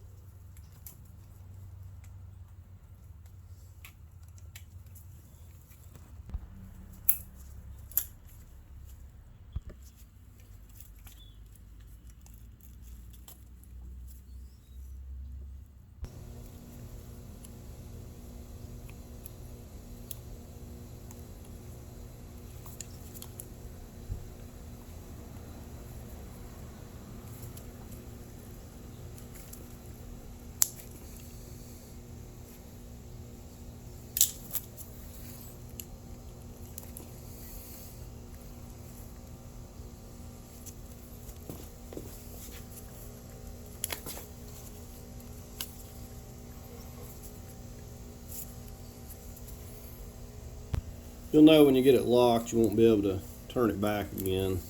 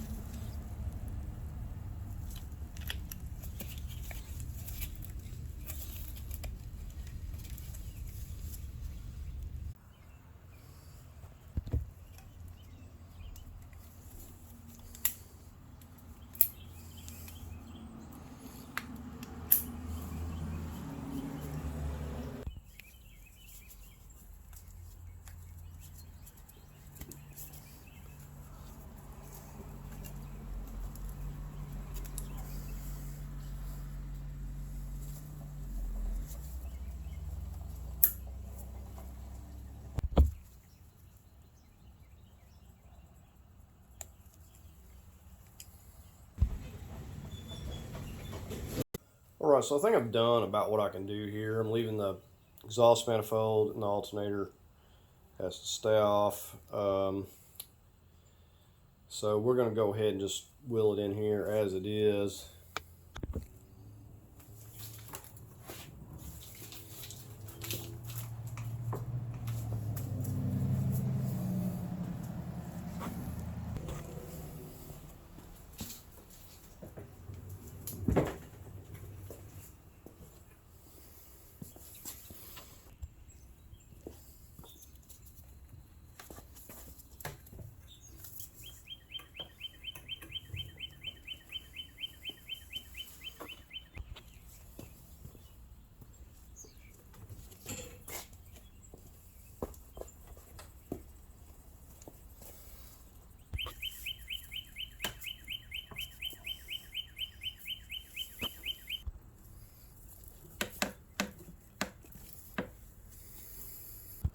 Alright, so I got it kind of positioned where I want it. We're going to go ahead and start lowering the vehicle.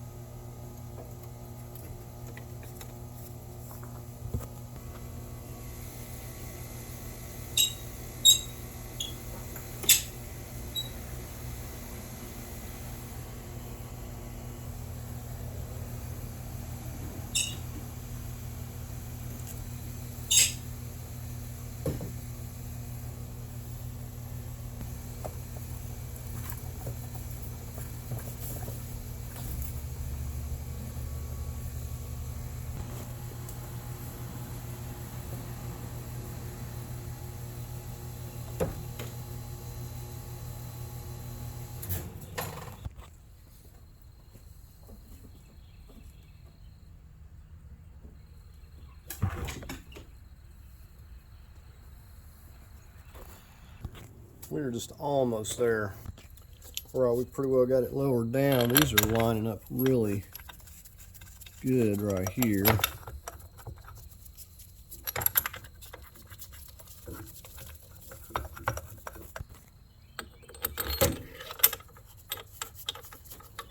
Alright, they're just going to have these like run down, but they're still loose. I'm going to try to get this torsion mount in. Okay, it's going to have to move quite a bit, so I think we're going to go ahead and we'll go ahead and get on the transmission, then we'll come back and we'll snug both these at once. Okay, this one right here kind of centers things up.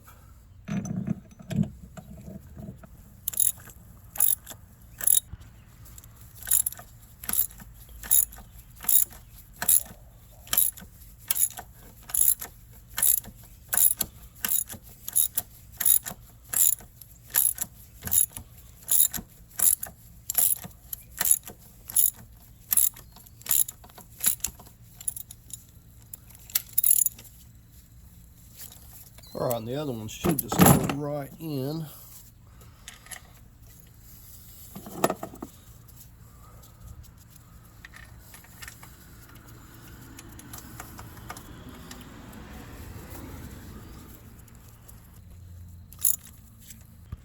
I'm going to go ahead and torque these to 35.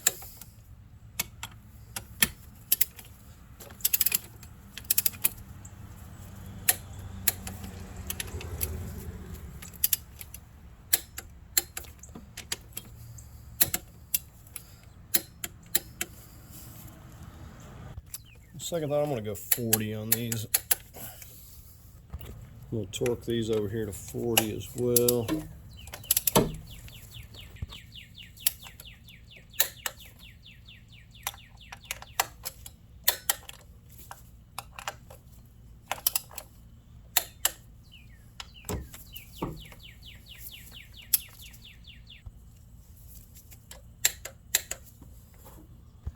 I'm going to slowly start raising the car up and see what this right here is going to do. See, right now we're just not there.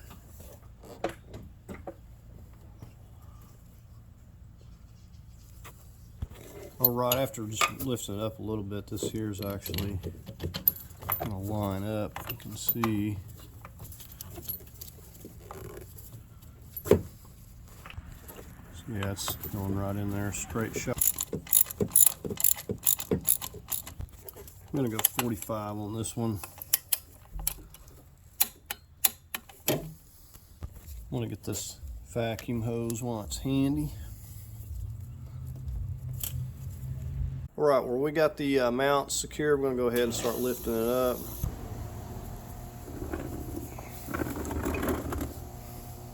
Alright, we're going to start working on getting some things hooked up on the engine here. We're going to get the exhaust manifold on next here.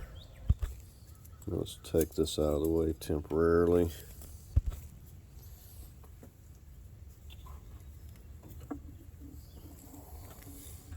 So we've got our gasket on there. So this has to go on before we can get the alternator on, because then you can't get to the bolts here.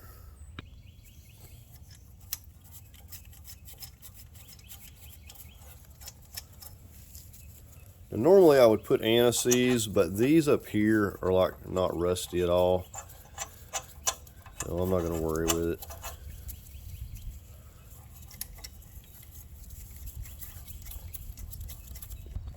Now I like to use my impacts when taking stuff apart, but when putting things back I usually don't use them a lot. I find that you'll cross thread bolts and stuff, and then you're just going to make a lot more work for yourself. Just going to start torquing them in the middle, just like when I was snugging them. I'm going to go 35 foot-pounds. Just start in the middle, work your way out so it's nice and flat. Get this heat shield.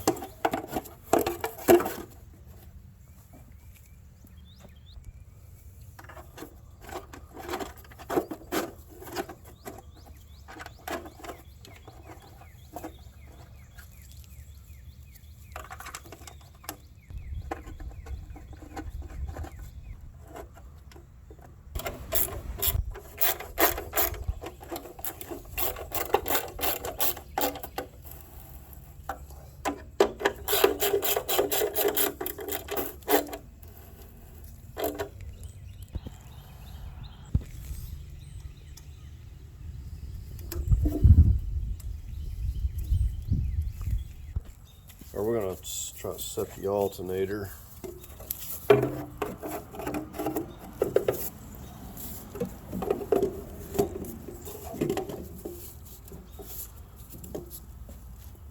Right, I kind of push those pins back so it sets on there easier.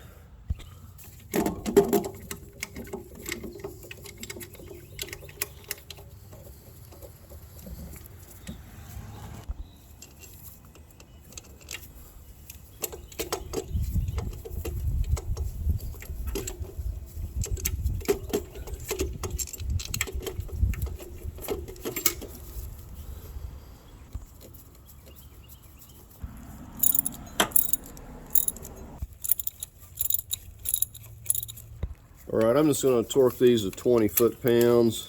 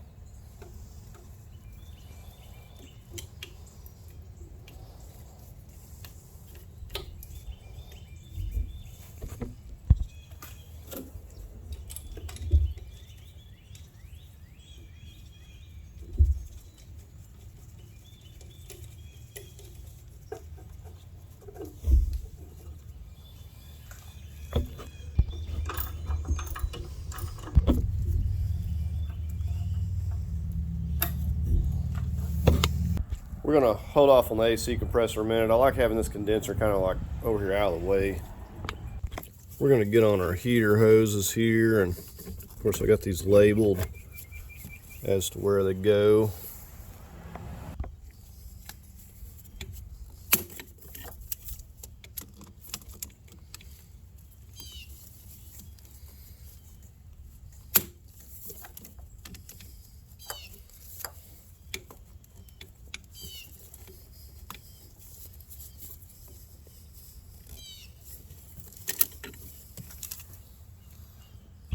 So the trick is to try to get these back in the same indentation they were in, otherwise they're all but certain to leak.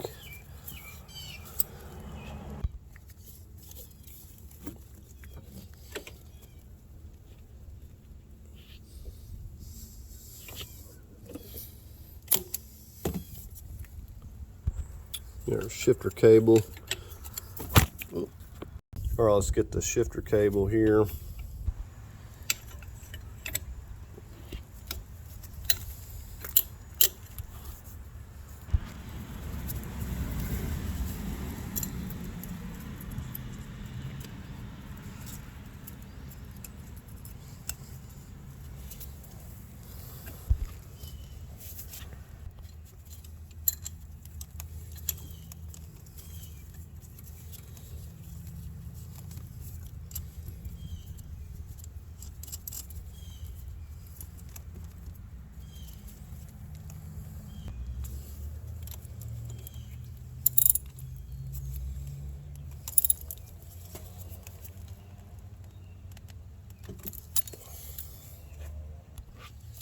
Get our gas line.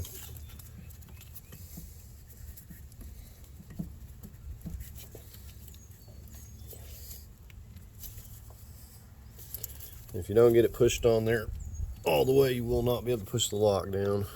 So you hear it click when it locks, goes on far enough, and it'll just push down easily.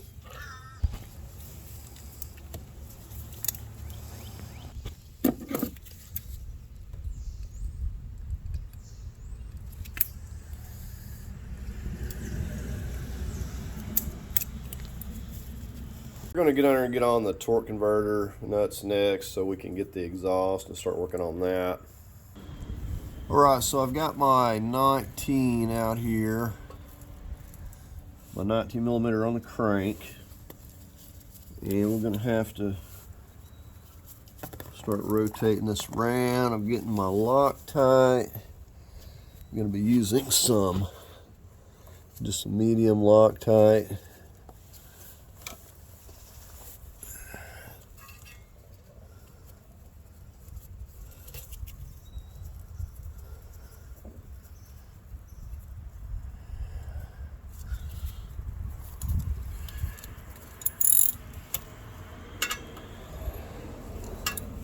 And we're going to just kind of run this one down. It's going to pull it up a little bit. When we seated the torque converter, it's going to be sitting a little bit farther back.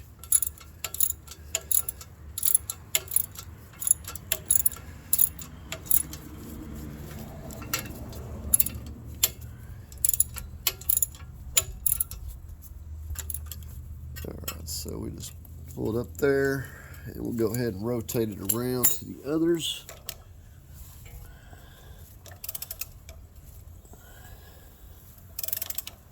And just repeat the process here.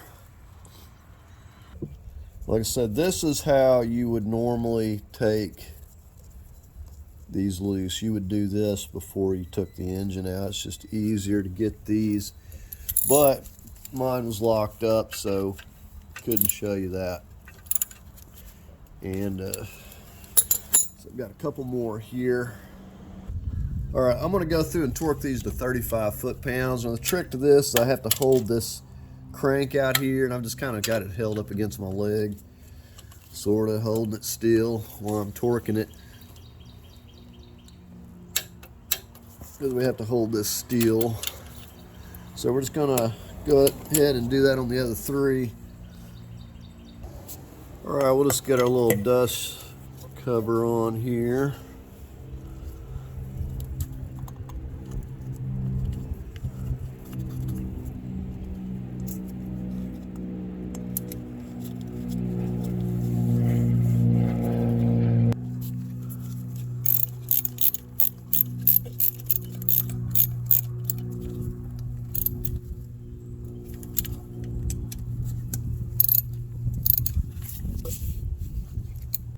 All right, we're going to get our drive shaft in place here. See, I've got it zip tied. And we got a mark right here. Got a mark right here. So we're going to rotate that back where it was. All right, so we got medium Loctite.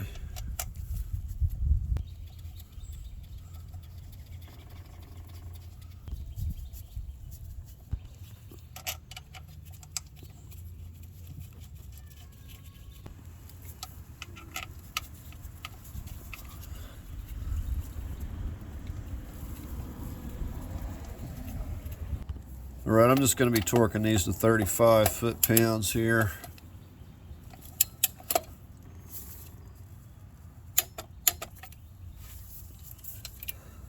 These are all real easy to get to.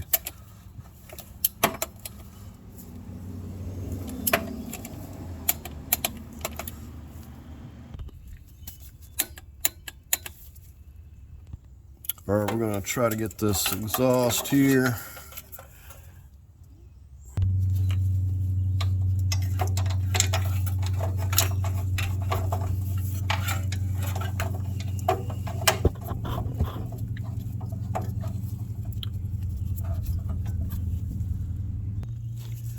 I got a jack stand back here on this back part of the exhaust. Probably need a zip tie or something on it till we get everything together.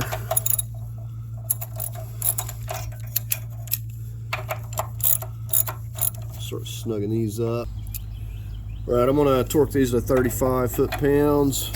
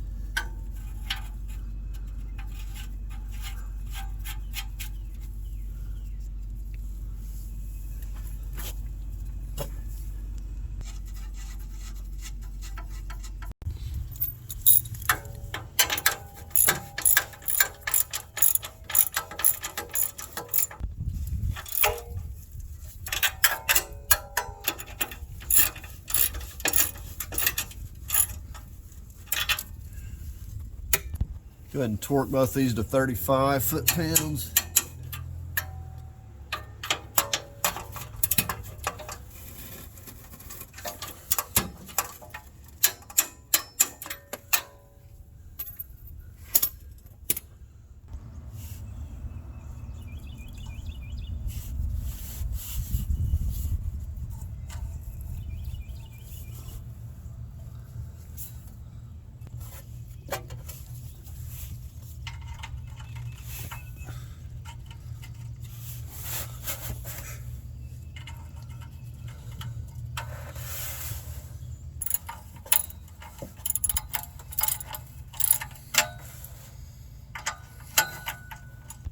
Or we're going to torque these to 35 foot-pounds as well.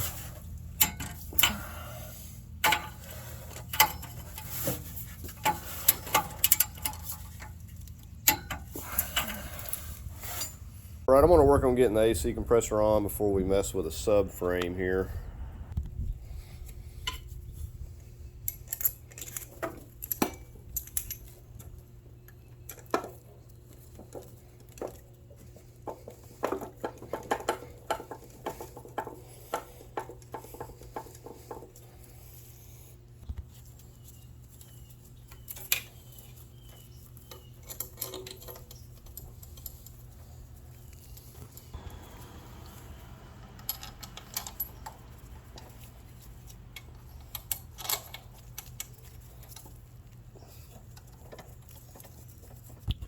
Okay, so I'm going to torque these to 15 foot-pounds.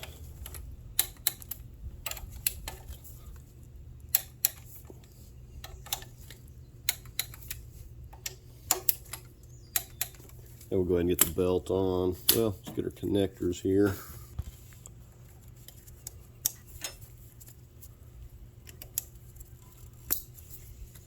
So there we have our belt routed on there, if you can see anything.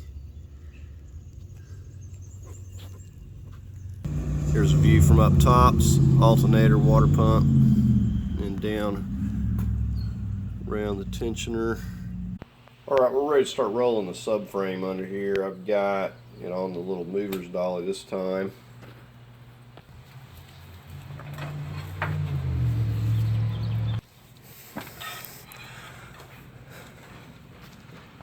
And I'm going to pay particular attention to that shaft there as it's going up into the inside of the cabin there for our steering.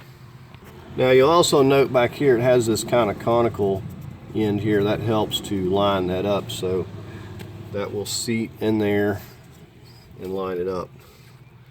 Alright, so I'll just reposition this mover's dolly here, and we just easily slide the jack under around in here, and then we'll start lifting it. And of course we need to make sure both sides are being lifted evenly. Okay, so I've got that one lined up sort of, and we'll go to the other side. Alright, so we're going to try to get this one here into alignment.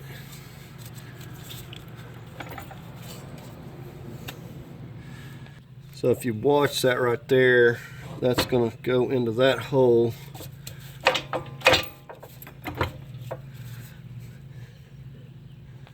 So we've got this one mostly where it needs to go. We're going to go ahead, we got some medium Loctite. Go ahead and just get it started kind of loosely. Alright, so we've got our other bolt, medium Loctite. We'll probably have to pull this up here a little bit. Alright, so we got the other one loosely started. Now those back ones we're going to have to get the other little piece that goes on there. Alright, so got that loosely in place so it's being held. Alright, so this is the piece that has to go on here with this.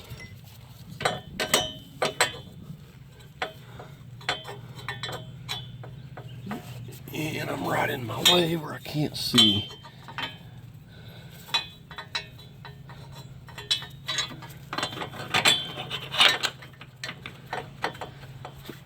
So you should be able to get these started by hand initially. Just do that to make sure you're not cross-threading it.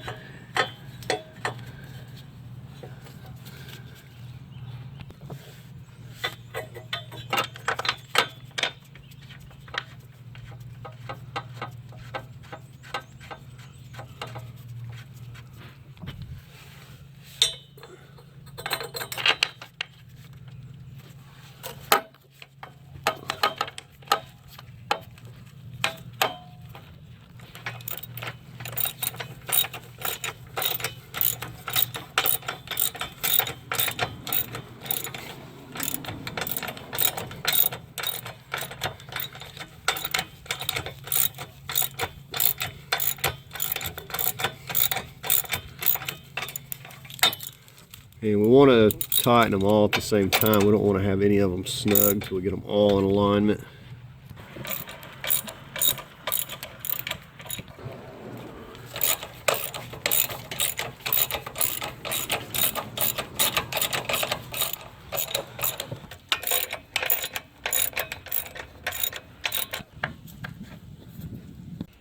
Alright, we're going to go through and torque all the 4 main long bolts to 90 foot-pounds.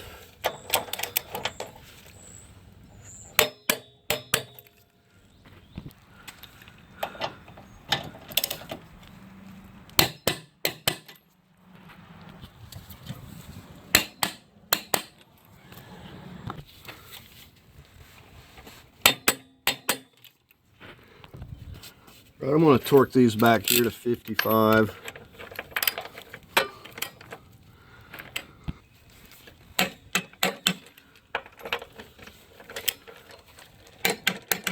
Alright, we'll just get the 2 on the other side.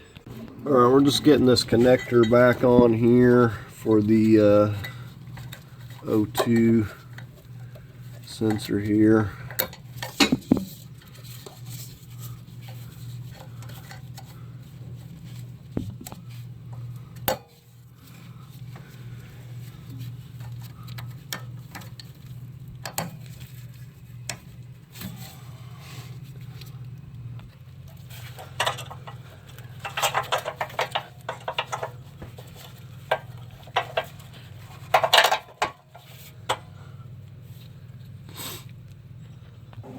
Alright, I had it backwards, flipped it around there.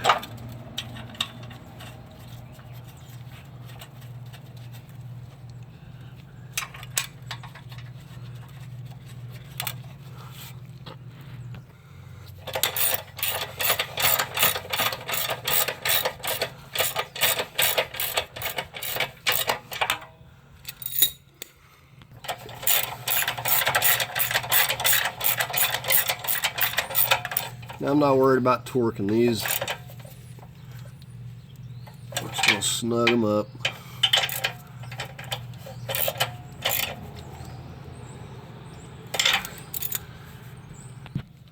Here we're going to work this center mount back into place.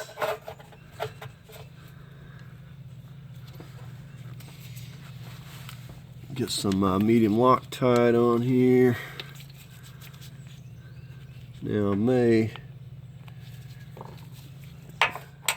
have to take this back out.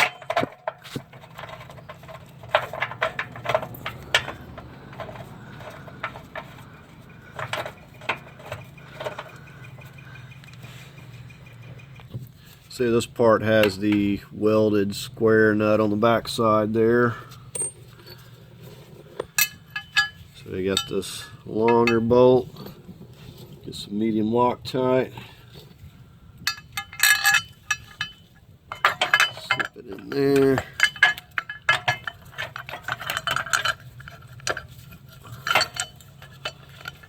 So this engine will have to shift. It's like, you see how much off it is there.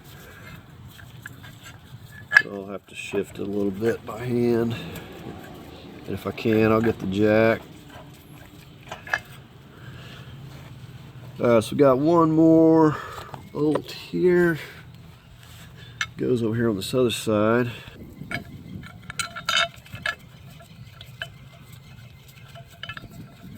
These are all 18s.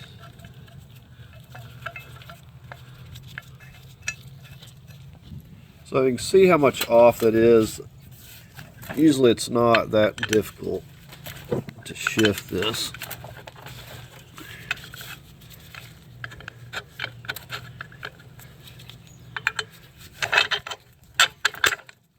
See, I just kind of pulled it by hand. Alright, so I'm going to start torquing all these to 45 foot-pounds here.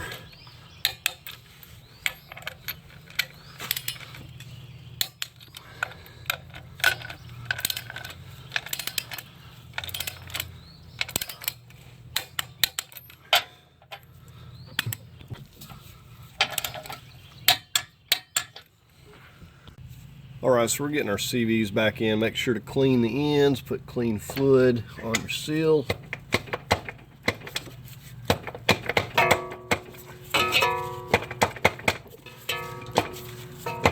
Okay, we may have to get the... Alright, there we go. So I was thinking about getting this mallet, but it cooperated.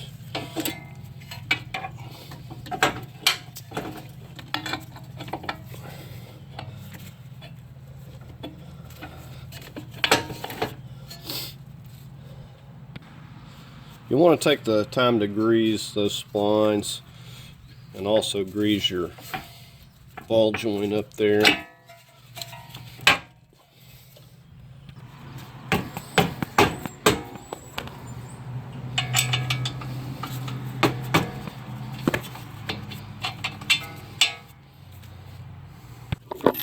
Alright, we're going to torque this right here to 52 foot-pounds.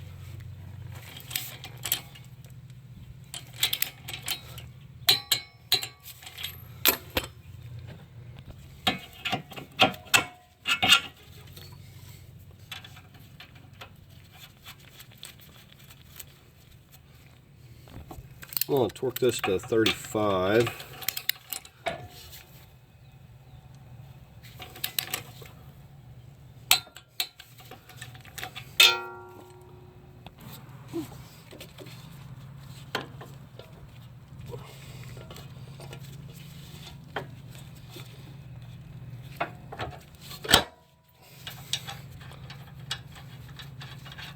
I'll torque this to 45.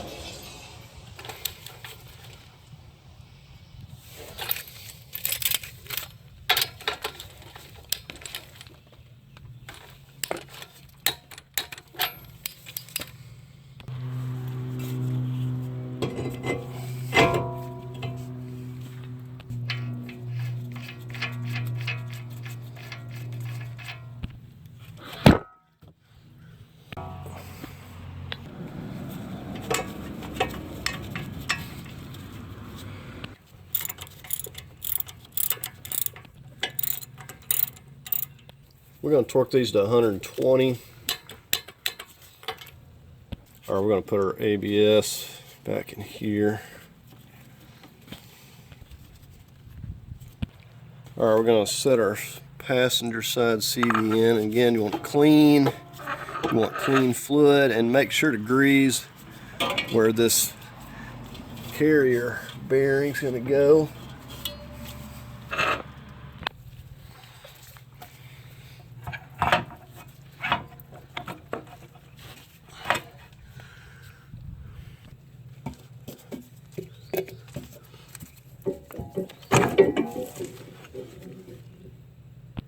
Well, we got to get our retainer back on here, or not.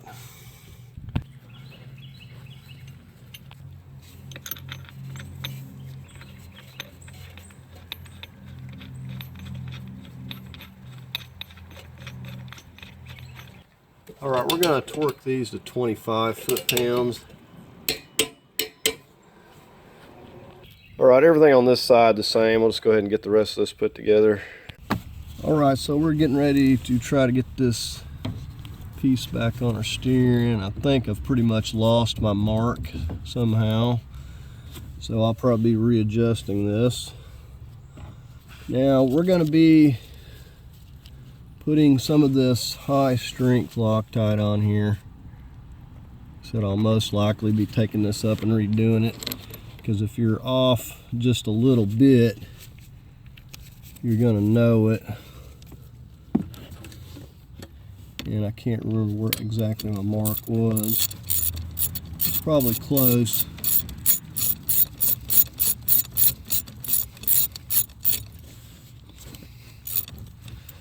Alright, so let's get this slid up. Alright, so I'm going to go ahead and torque this to 35. And this just has this little piece that goes back up here. I'll probably just leave those off for the moment. Alright, we got a lot of stuff to work on this front. The first piece I'm going to get is this lower radiator support here, and hopefully we can do this in a way where we're not getting stuff in the way of other things.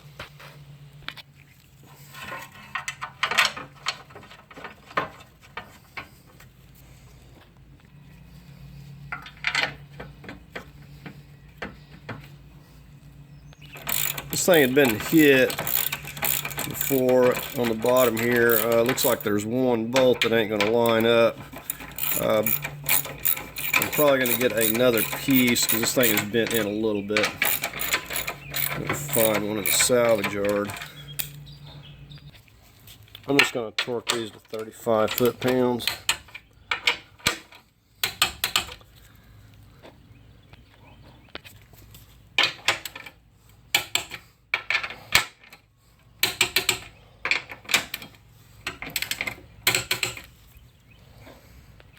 So I want to get the radiator set on here next. I know I got wires and things running to that and hoses, and I want to make sure I get that hooked up that I can get to everything there before doing anything else up here.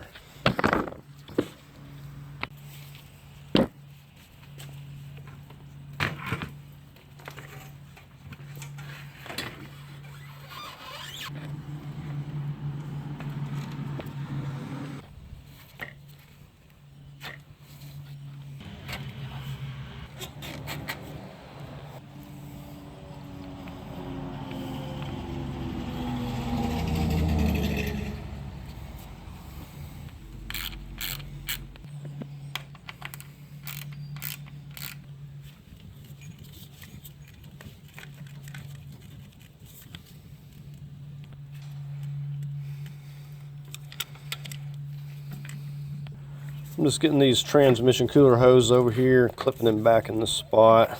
We're going to work on getting these back in place.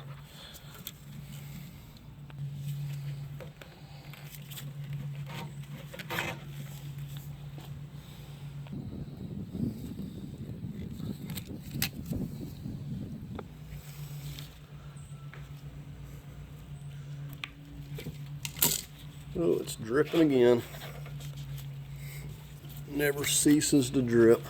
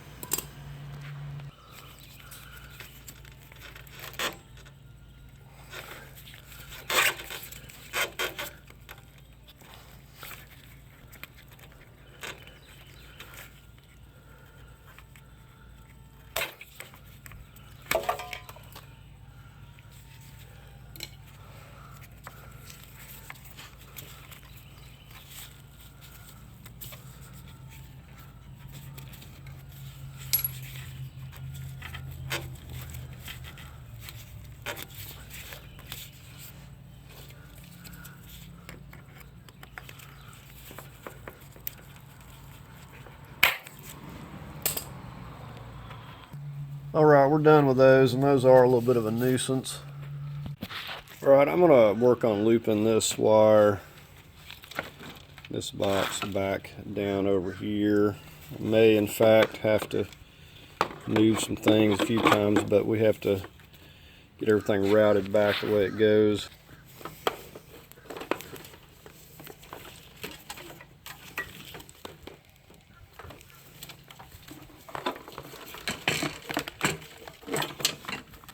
Now I did pop that piece of duct up right there. Slip this back down on here. And while we're right here, we're going to route these wires back into these boxes. Remember, we took all these out of here prior. Alright.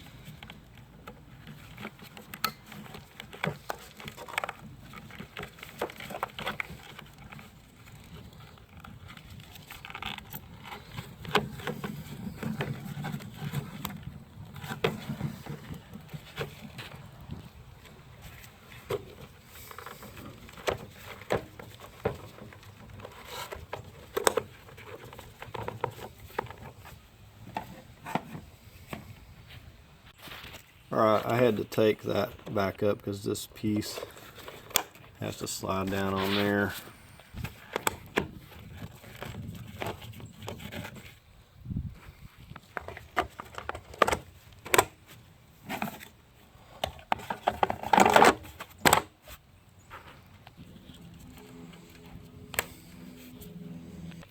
We're on the fender well here, the box that we slipped on there prior to working on that junction box.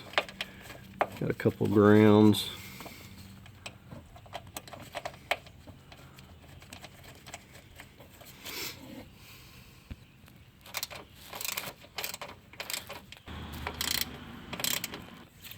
I don't know why I didn't have this one labeled, but I've got a ground right here going on the transmission. It's black and yellow striped. Go ahead and snug this up.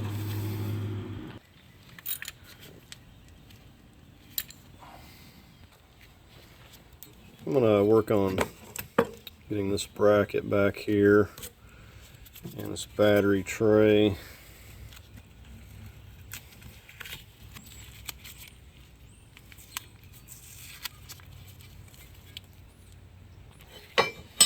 So this just sets here. Got a couple of 12 millimeters. Snug those up.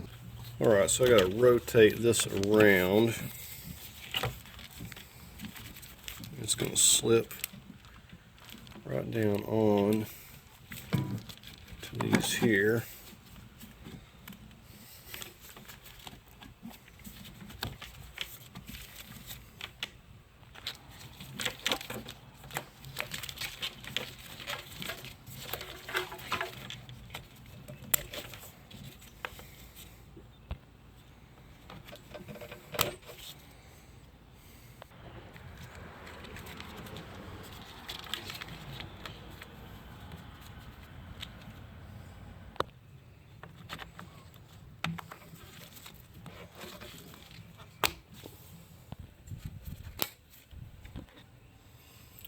Right, so we've just kind of rerouted that all over here.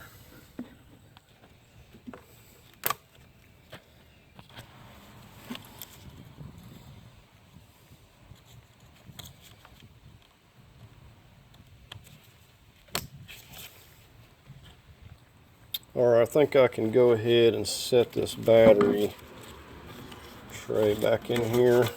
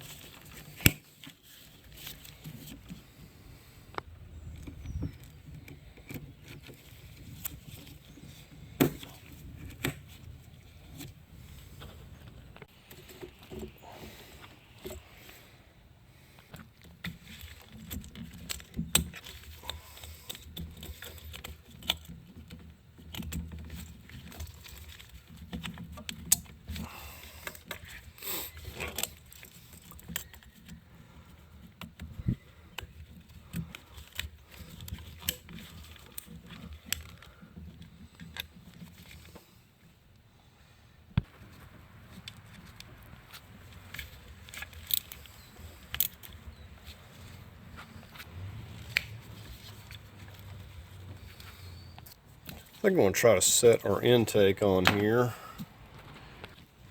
Got this little hose right here.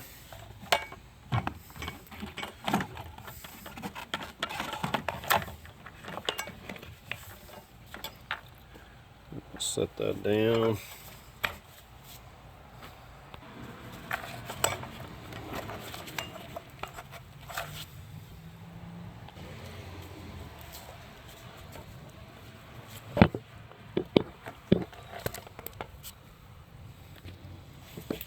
Put this tube back up here. Pop it in here. Alright, at this end I just took the whole little bracket up. Put a 10 millimeter back in here.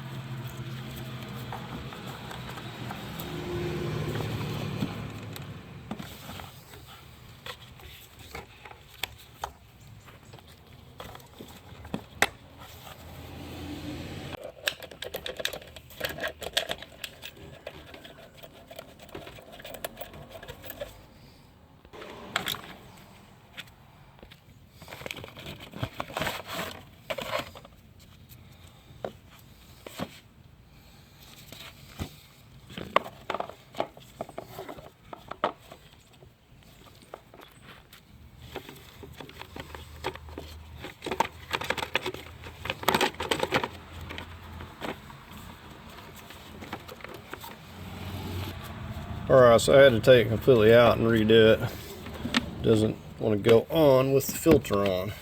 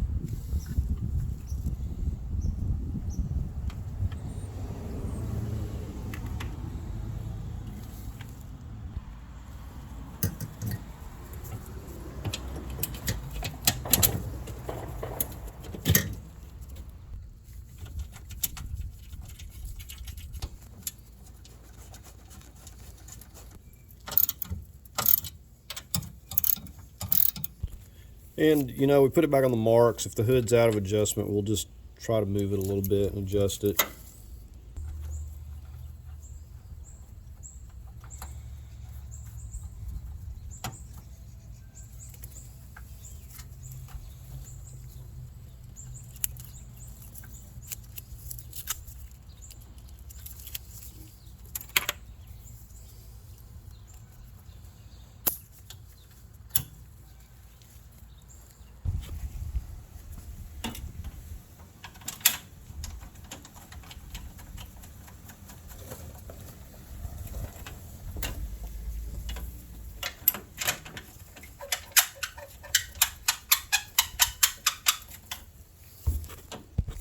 Okay, this is where you got to be careful and get ahead of yourself. So this is going to set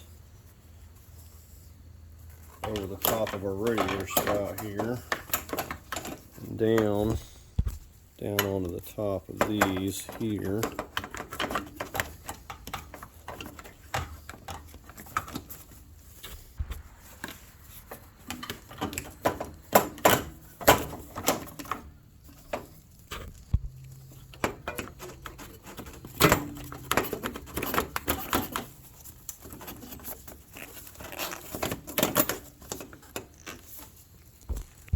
Okay, this hose also runs right in here on this back side. It has some clips. Clip that in place. Let me show you here. See, it clips in right there. It also has one right there. It's got a couple of 10 millimeters. Hold it.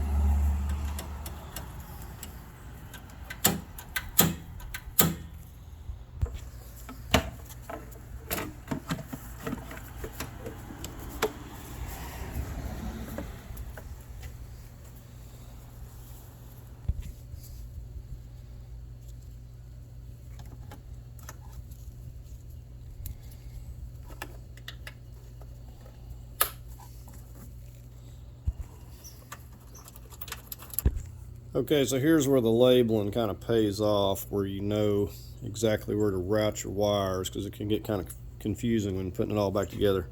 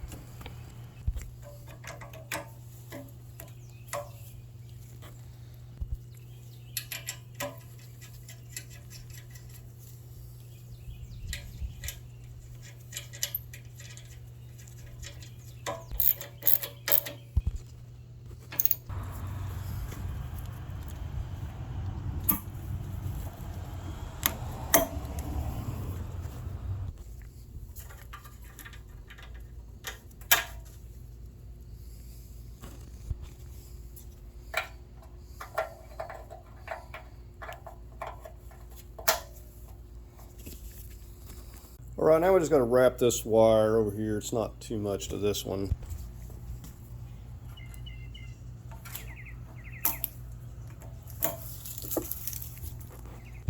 Now this part here clips on to the headlight. This clip is going to go right back up over in here, run to the headlights there, and then that other one will clip to the headlight. So right here. This piece here I left, I think it went on before. I can take these little side pieces off. I want to fit them in there though. Alright, so just fasten that piece right up here, and this goes down at the bottom. So you see how that's setting. Alright, so I got that set on the bottom. Down here it sits over these studs. I know it has 10 millimeters.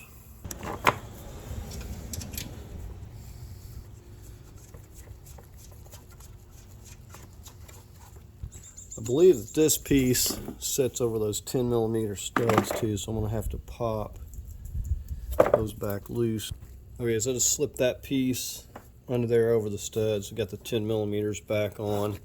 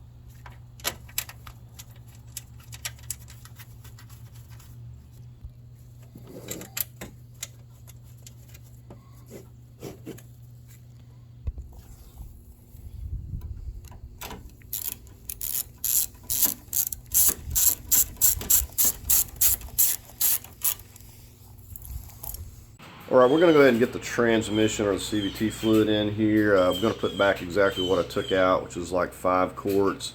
Of course, we'll need to check it, you know, after we get it running, make sure the fill is right. Now, I'm sure there's a better funnel than this one, but this is what I'm using. And we're just going right here, kind of pouring it at an angle. And I've just got it kind of sitting on a block here, and we'll start adding this. Alright, so we got our 5 quarts in. Let's go ahead and put this on. I'm not going to lock this for right now.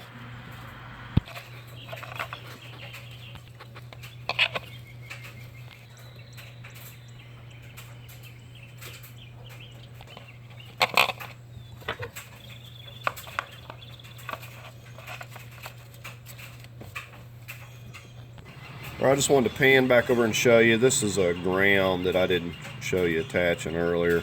We got an arrow right there, but I'll put that on there, 10 millimeter.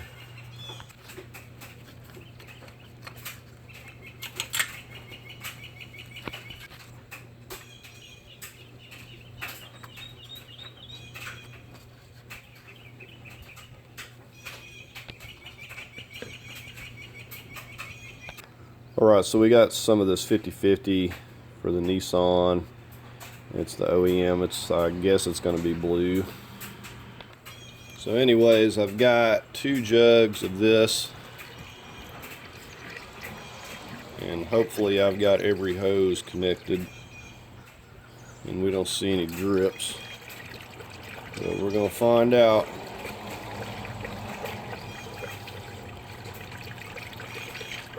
So we'll get as much as we can in here, and we'll get it cranked up here pretty quick.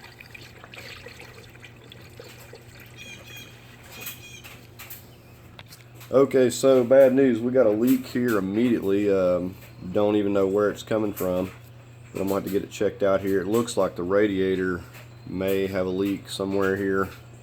I think the next thing I'm going to do is just get the tires on here, and we're going to try to crank it up and see how it's going to run. I went ahead and put a pan down here so I don't lose any more coolant.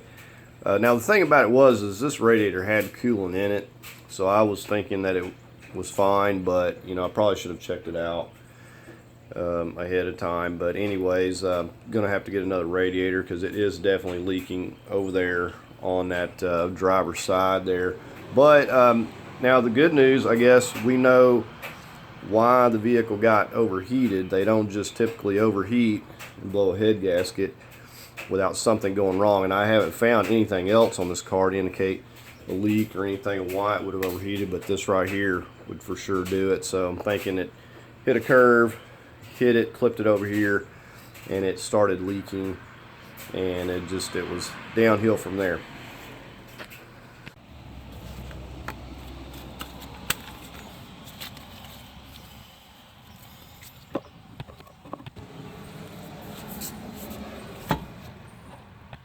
I've only put a couple of lugs in here initially.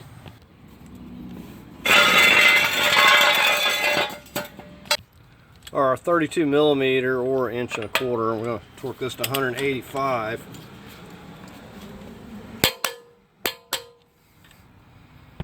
Alright, let's get it lifted back up and get the wheel back off and get our castle nut and our cotter pin.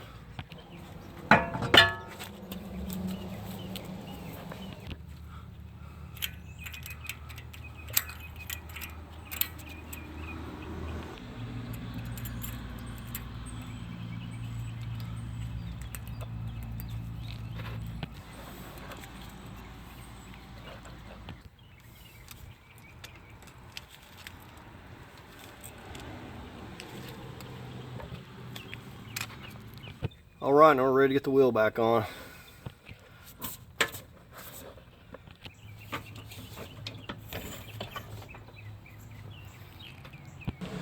I'm going to torque these to 85 foot-pounds. Alright.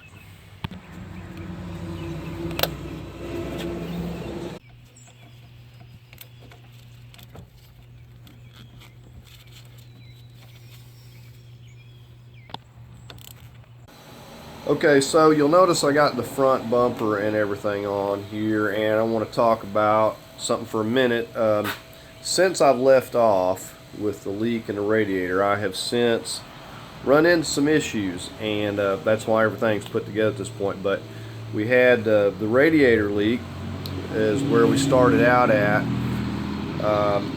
Then the starter was working, but then it locked up, so I had to also replace that.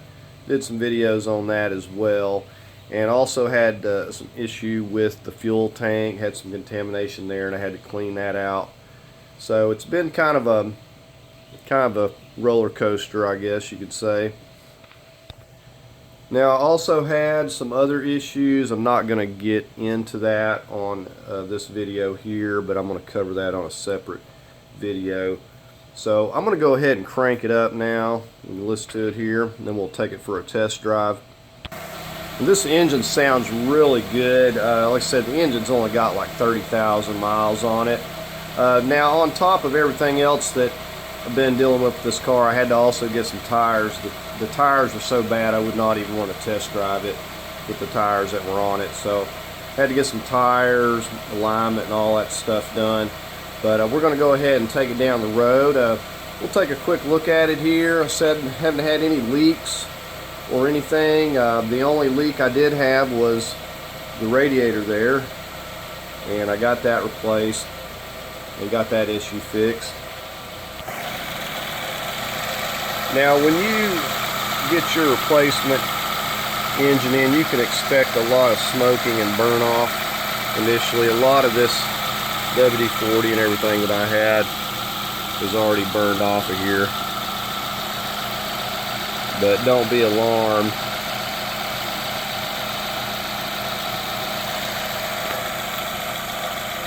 But like I said, once, as far as the engine itself, it was no issue. Good engine, really straightforward, but there was other issues that made it a little bit more of a job than I would have liked to have been. Now, I haven't been driving this a whole lot yet. I hadn't had it on any trips or put any real miles on it, but so far there's been no warning lights or any check engine lights pop up, and I really expect, like you know, the O2 sensor or catalyst or something anytime that an engine's been overheated, and more especially with all of the water and the exhaust. But so far so good on that. Actually, so I can show you this AC. Like I said, we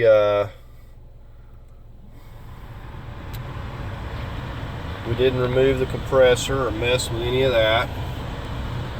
And we'll see, this thing here was getting down to around 40 degrees, so we'll see how that does as well. So the transmission seems to be doing well. Now there are some other things I'm going to have to do to it, but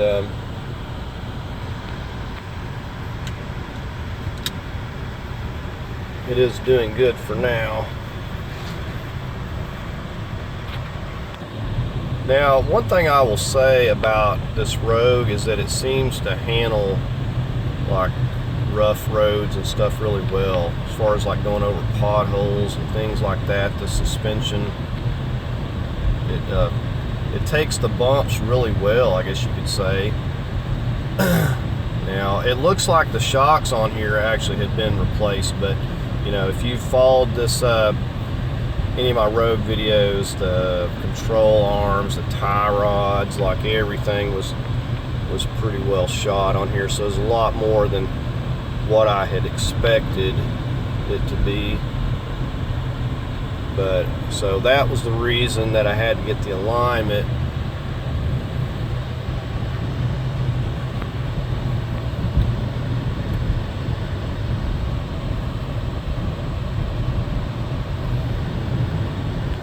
This is not the first Rogue that I've had, but this one seems like it handles a lot better than the 2011 that I had before. It handles, it feels a lot nicer as far as the steering and everything.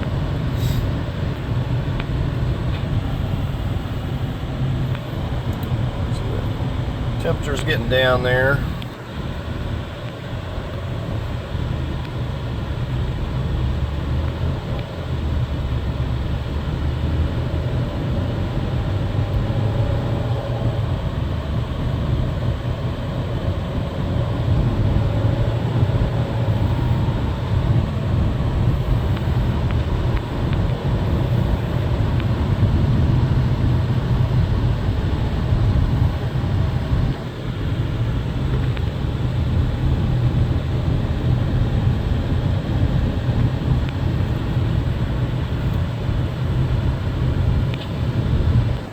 And like I said, you know, when the engine's bad like that, you don't know what to expect from the transmission. So I am glad that so far it appears to be doing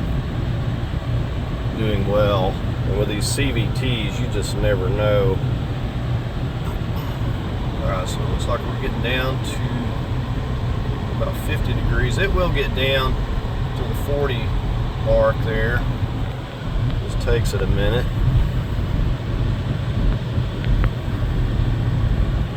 But yeah, this thing, it really handles nice. I like how it takes the curves and stuff, and these bumps. I mean, I know that my Durango, by comparison, when you go over potholes and bumps, it really bounces you around, and this suspension actually feels really nice going over rough terrain. So I do like that about these Rogues. I said this is the all-wheel drive.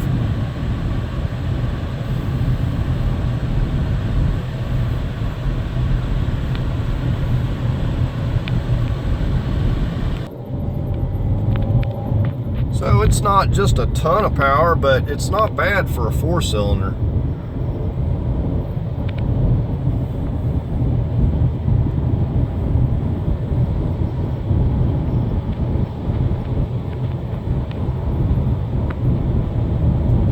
I definitely like driving it so far.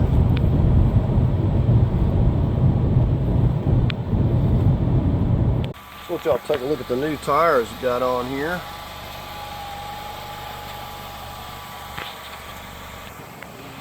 So I definitely like the looks of these newer styled Rogues. I don't know when they changed these, maybe someone else can say, but they kind of look to me more like the looks of the Murano, I guess, the way they've changed them up. But I know that the 2011 I had, didn't like the looks of the front end of that one.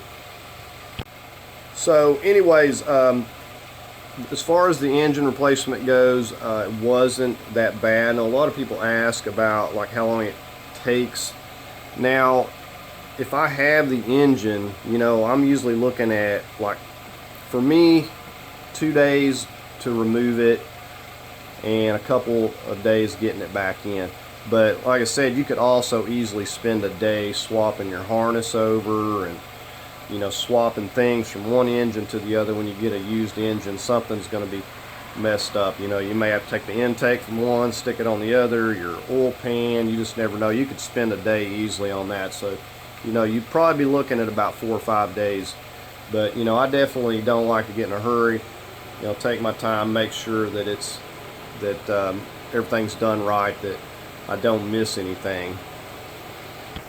Now, another thing about this job that I didn't go into, the first engine that I got was actually, it wasn't locked up, but it was going to probably lock up. It'd been wrecked, and I didn't see it till I actually got the engine bolted up, and the oil pan had been damaged, and I guess the oil had leaked out, and you know, the engine wasn't turning over easily. So I didn't check that out like I should have, and that cost me a little bit of time. But there's been, like I said, a lot of things going on with this car, and I'm going to cover that on some other videos. But I spent probably right at a couple months on this, working on this project altogether. So anyways, that's going to do it for the video. I hope you enjoyed this video and what I put together here. And if you did, give it a thumbs up. And if it's something that you don't like, you know, leave a comment, let me know what it is so we can fix it. But anyways, I thank y'all for watching. Please like, share, subscribe.